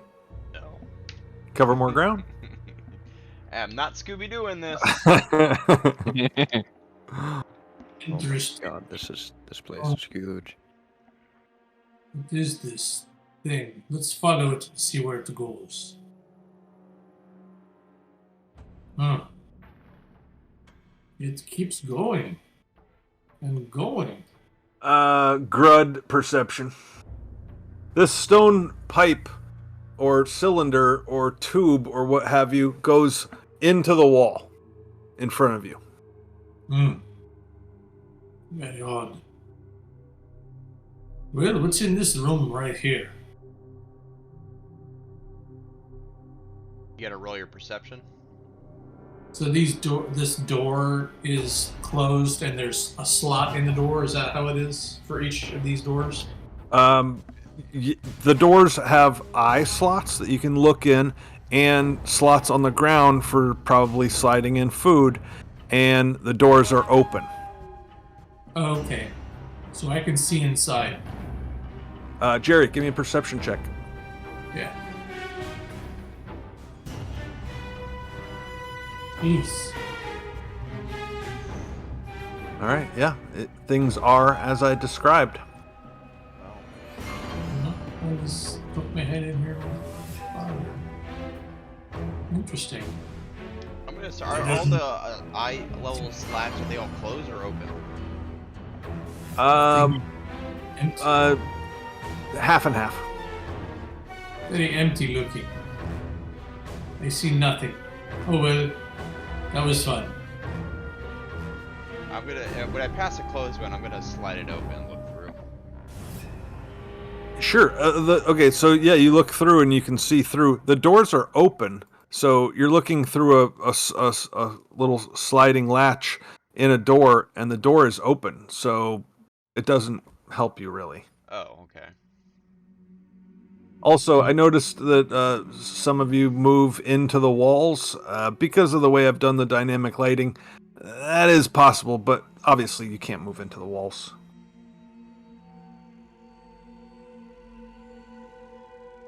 Okay, you're heading down this hallway Spooky to the north. corridor. Yeah. So you're just charging along. You see a door to the west. It's Go to the west. door to the west. Yep. Can you describe said door, please? It's made of iron. It does not have a peephole and a food. It does not have those other things. It's just a straight up iron door. Hmm. Okay. I don't trust. Is it pitch black in here? Yes. Aside from the light that you guys provide. Yes. Someone's carrying a torch. Two someones are carrying a torch. Or one someone is carrying a torch. I have the one on my belt, but it's probably out unless you want to recast. You want me to recast? I can recast. How long does that last? I think it's 10 10 minutes. Yeah, you recast the light, no problem. Okay. So How just long assuming would you that he's say- been keeping it up then? How long would you say we've been down here, Mr. GM? A few minutes. Okay. So yeah, my torch is still going. Well, what kind of latch? I mean, I'm gonna check the door and see if it's like loose and just open or what have you. It's closed, but it's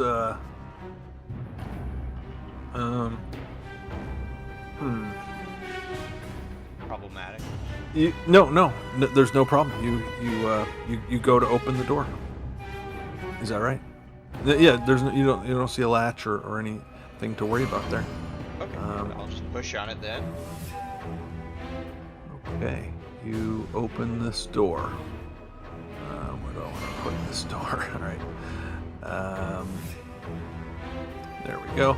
Yeah, you open the door to this room. And this room is another strange shape. Let me give you a quick... You guys peek into the room. No one dares enter.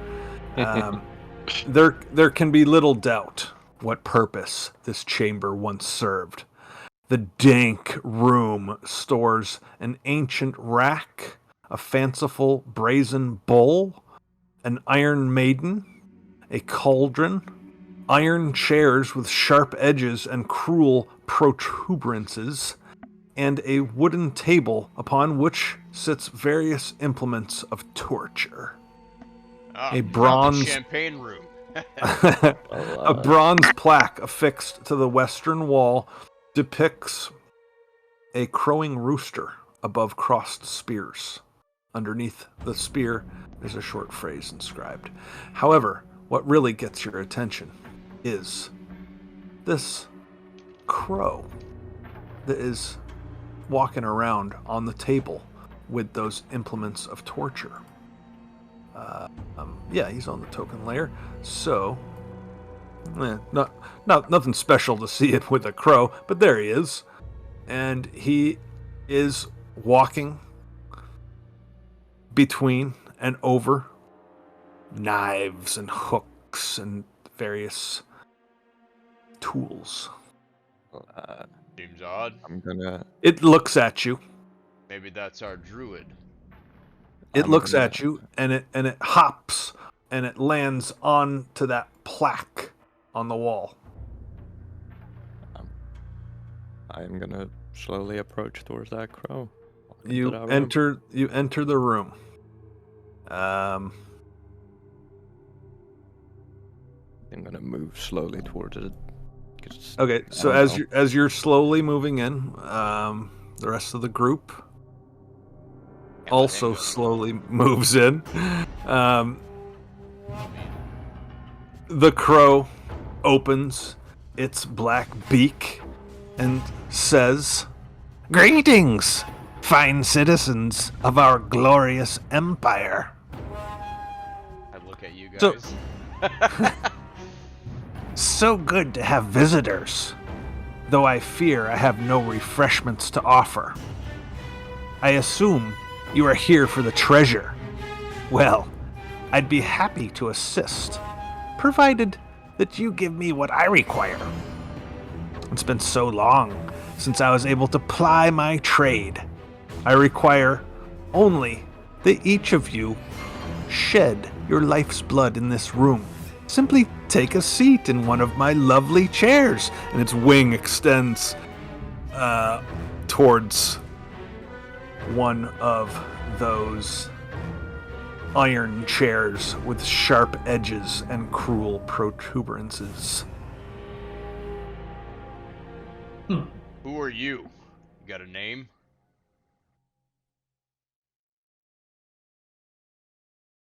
Forgive me.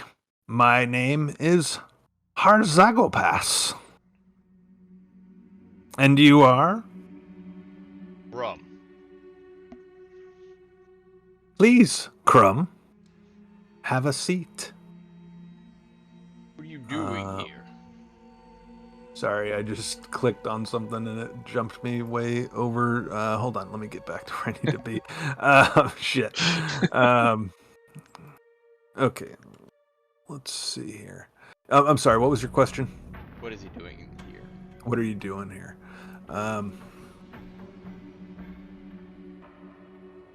You're talking crow. What's up with that?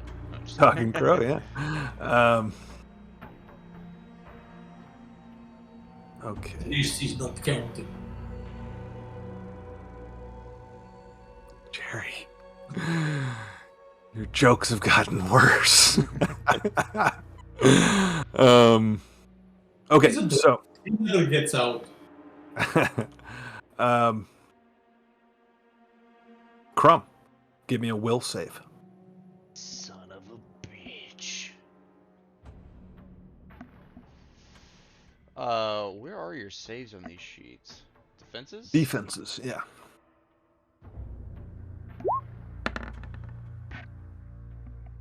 All right. You are going to sit in one of those chairs. Can No. Can I talk? Sure.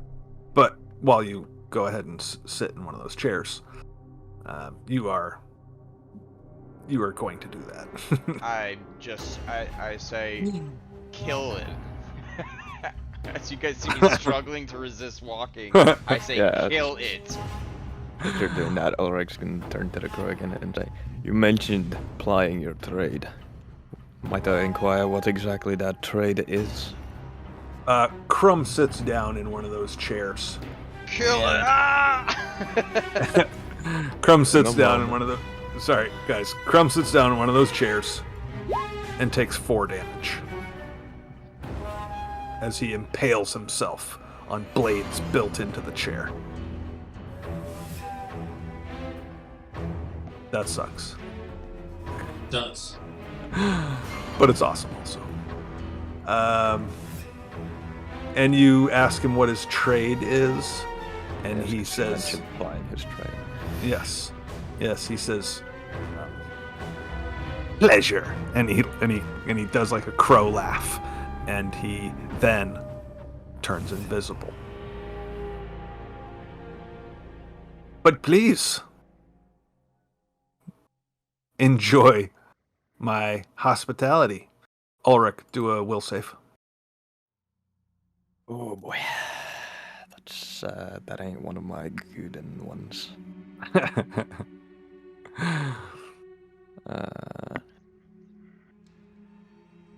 You are gonna sit down in one of those chairs as well, and you will take 2 damage. Can I still not move? You can move. You did what you were compelled to do. So you're now sitting in this chair, and there's like a blade in you, and I'm not going to say where. Yeah, it's up to you. But yeah, you can now remove yourself from this chair I'm gonna and the blade. I'm gonna stand up and charge where the crow was and start swinging wildly. All right, let's roll for initiative. Click on your token, and then go to your sheet.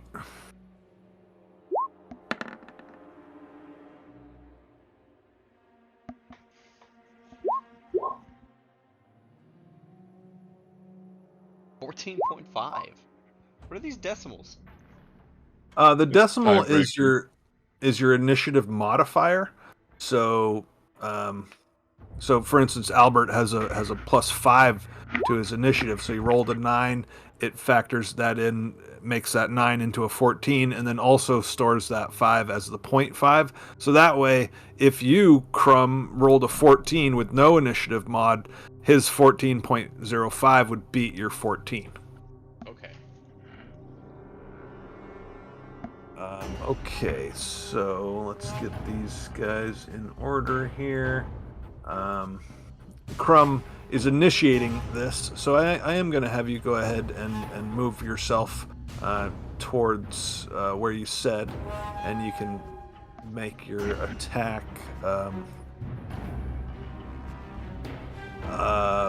blindly. I'm going to move you 5 more just to get you closer to that wall. So you're attacking where you think this guy is, and you attack basically the wall. And then we'll go into initiative order now that you've started that. Let me get myself in the initiative order. No one compels me, Crow.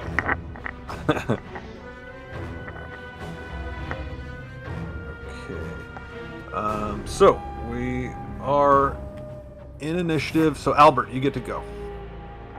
Okay. I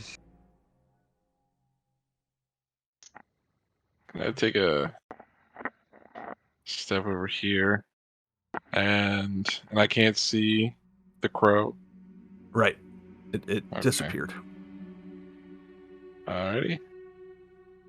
I'm gonna cast Detect Magic to see if I can see its aura, if it has one, a magical aura. You do detect magic in the room. Yeah. Well, actually, can you detect magic on invisible things? Do you have to be able to see it to detect it from it? It's just No, you can sense that there is magic, but it won't Yeah. really tell you more If than you- that. yeah. I can spend Okay, yes. longer to get more of a idea, but if I just do it once, then Okay, so I can feel the presence. so at this moment in this round, you do detect magic from the talking crow that turned invisible, and yeah. So do I know where it is? Like an idea of where it is, or I just know it's in the. 60-foot cone. I'd say you just know that it's in the room. Okay.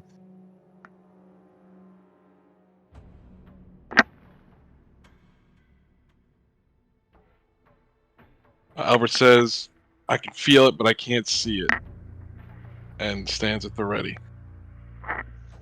Okay.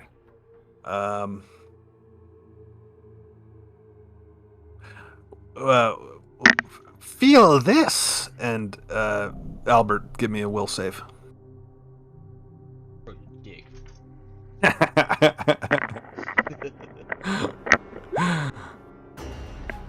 Okay, you are compelled to sit in that nasty chair. Which You do. chair? It doesn't matter, but you do so, and you receive. You just move into the room some. I don't really care where, and you receive D4 damage from this chair. Oh, you got lucky. You sit in it gingerly as a blade stabs you in the thigh.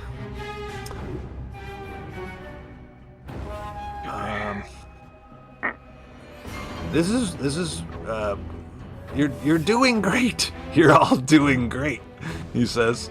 And Crumb, it is your turn again. His voice is kind of like echoing around.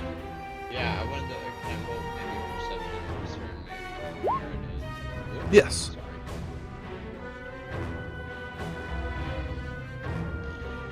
I don't know what you're saying sorry for, but you're good. I threw a ton of shit into it.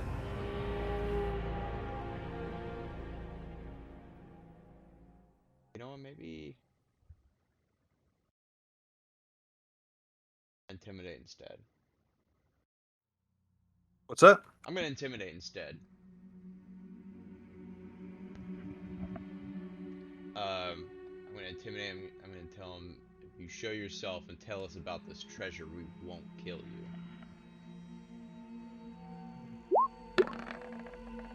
Damn it, my rolls tonight. Yeah, you've been stinking it up. Yeah, so you look around and you try to intimidate this invisible talking crow. And that is a full round action. Oh, it's full. I think so. Yeah, check out Intimidate. It's more. It's tough. Yeah, intimidating is not as easy as I want it to be.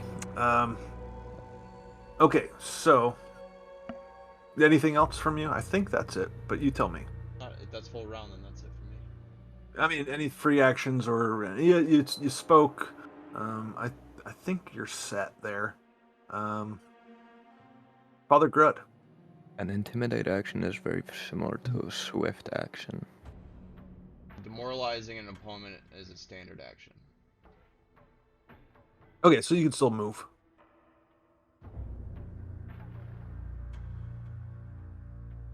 And I can try again, but the DC will increase. Where's the plaque? Is it like right here?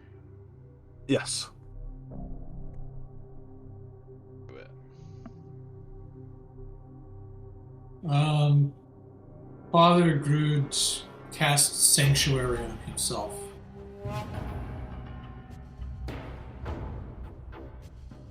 Okay. And that lasts for 1 round.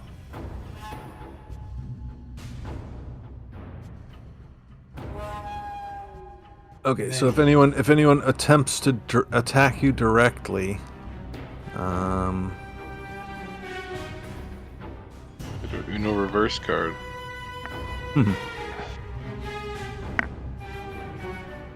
okay.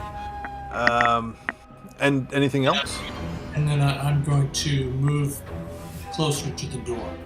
And he's going to say, Okay. I think we need to get out of here. Agreed. And that's the end of my turn. All right. You all look so weary. Rest in these chairs. And Ulrich, your turn. Okay, I'll drop my torch, and I'll draw my fucking axe again, and I will do as Crumb attempted to do and intimidate it. I'm gonna shout, show yourself, you Corvin bastard, before I pluck out every one of your feathers when I find you. And, yeah, let me go do that. Intimidate, this should be fairly decent.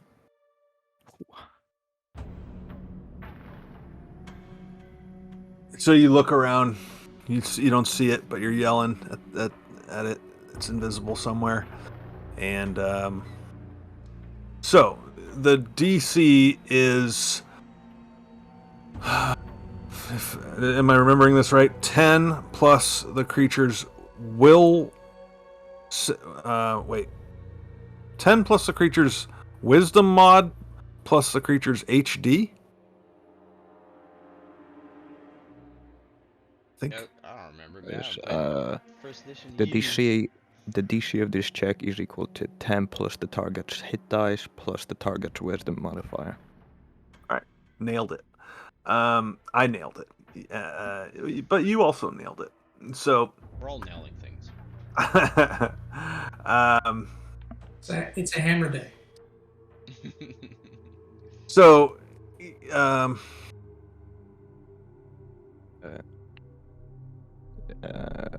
if you are successful, the target is shaken for one round. The duration increases by 1 round for every 5 by which you beat the DC. all right. So yeah, you do that, and you don't see a result. You don't know that you succeeded. Albert. We don't hear a whimper from it or anything. This is a bird shit just produced. Yeah. Yeah. Bird shit. Albert's he's gonna say, I'm with Gret on this one. And I'm gonna move my speed out the door. Oh, that's not what I thought it was. All right. So Albert gets himself up out of that chair and then moves. Yes. All right. And I'll delete that little line. True. I can't grab it. You can delete it. Anyways. So Albert moves, and then you hear the voice once again, and he's like, he's got a little wobble in his voice, but he's like, all I ask from you is that you all shed blood here, and then I will show you the way. Father Grud, give me a will save. Okay, is this a... Where's the thing? Where's the last one that hasn't shed blood? I guess That's him. That's Father Gred. That's the we'll one. see if he's actually lying or not.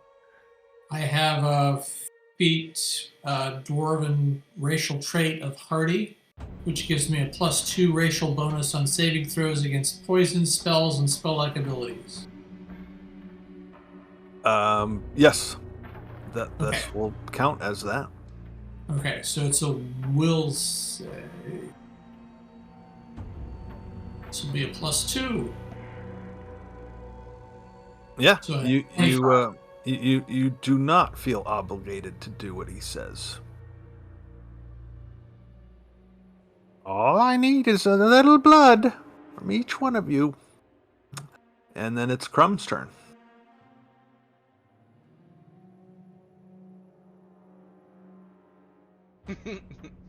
All right. it was pretty odd. Or inside of there. All right. Crumb gets out of there. Yeah. And then it's Grud's turn. Grud looks over to Ulrich and says, "Follow us as quickly as you can." And he also walks out. All right. Don't leave. I just want to play. I just want to play. All right. And then it's Ulrich's turn. Hold on, I need to find this real quick. Because I just need a reference about picking up my fucking torch again.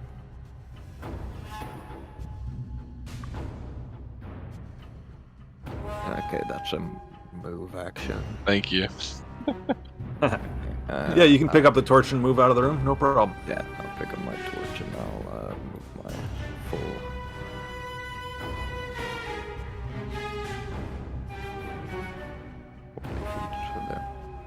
All right. Well, you guys are getting a little bit of a lay of the land here. Don't Shut the leave. door. Oh. Don't you guys want to keep playing longer? I'll be back for you, you feathered fool. I'll stuff you and put you above my fucking mental place when I get someplace. We'll come All right. back at 7 and then we'll talk. Oh. Let's play. Let's do a couple more minutes. Get you guys. You guys aren't just gonna stand right outside this door. What do you think you're gonna do? Well, I think we should investigate the rest of the, the jailing or prison area or whatever this is. Yeah. We've got a I whole want other to buy a section. bunch of kindling, and then we'll come back to this guy, and I'll have a bunch of kindling, and I'll fucking smoke that little shit that doesn't want to leave the room. Throw it in there, close the door.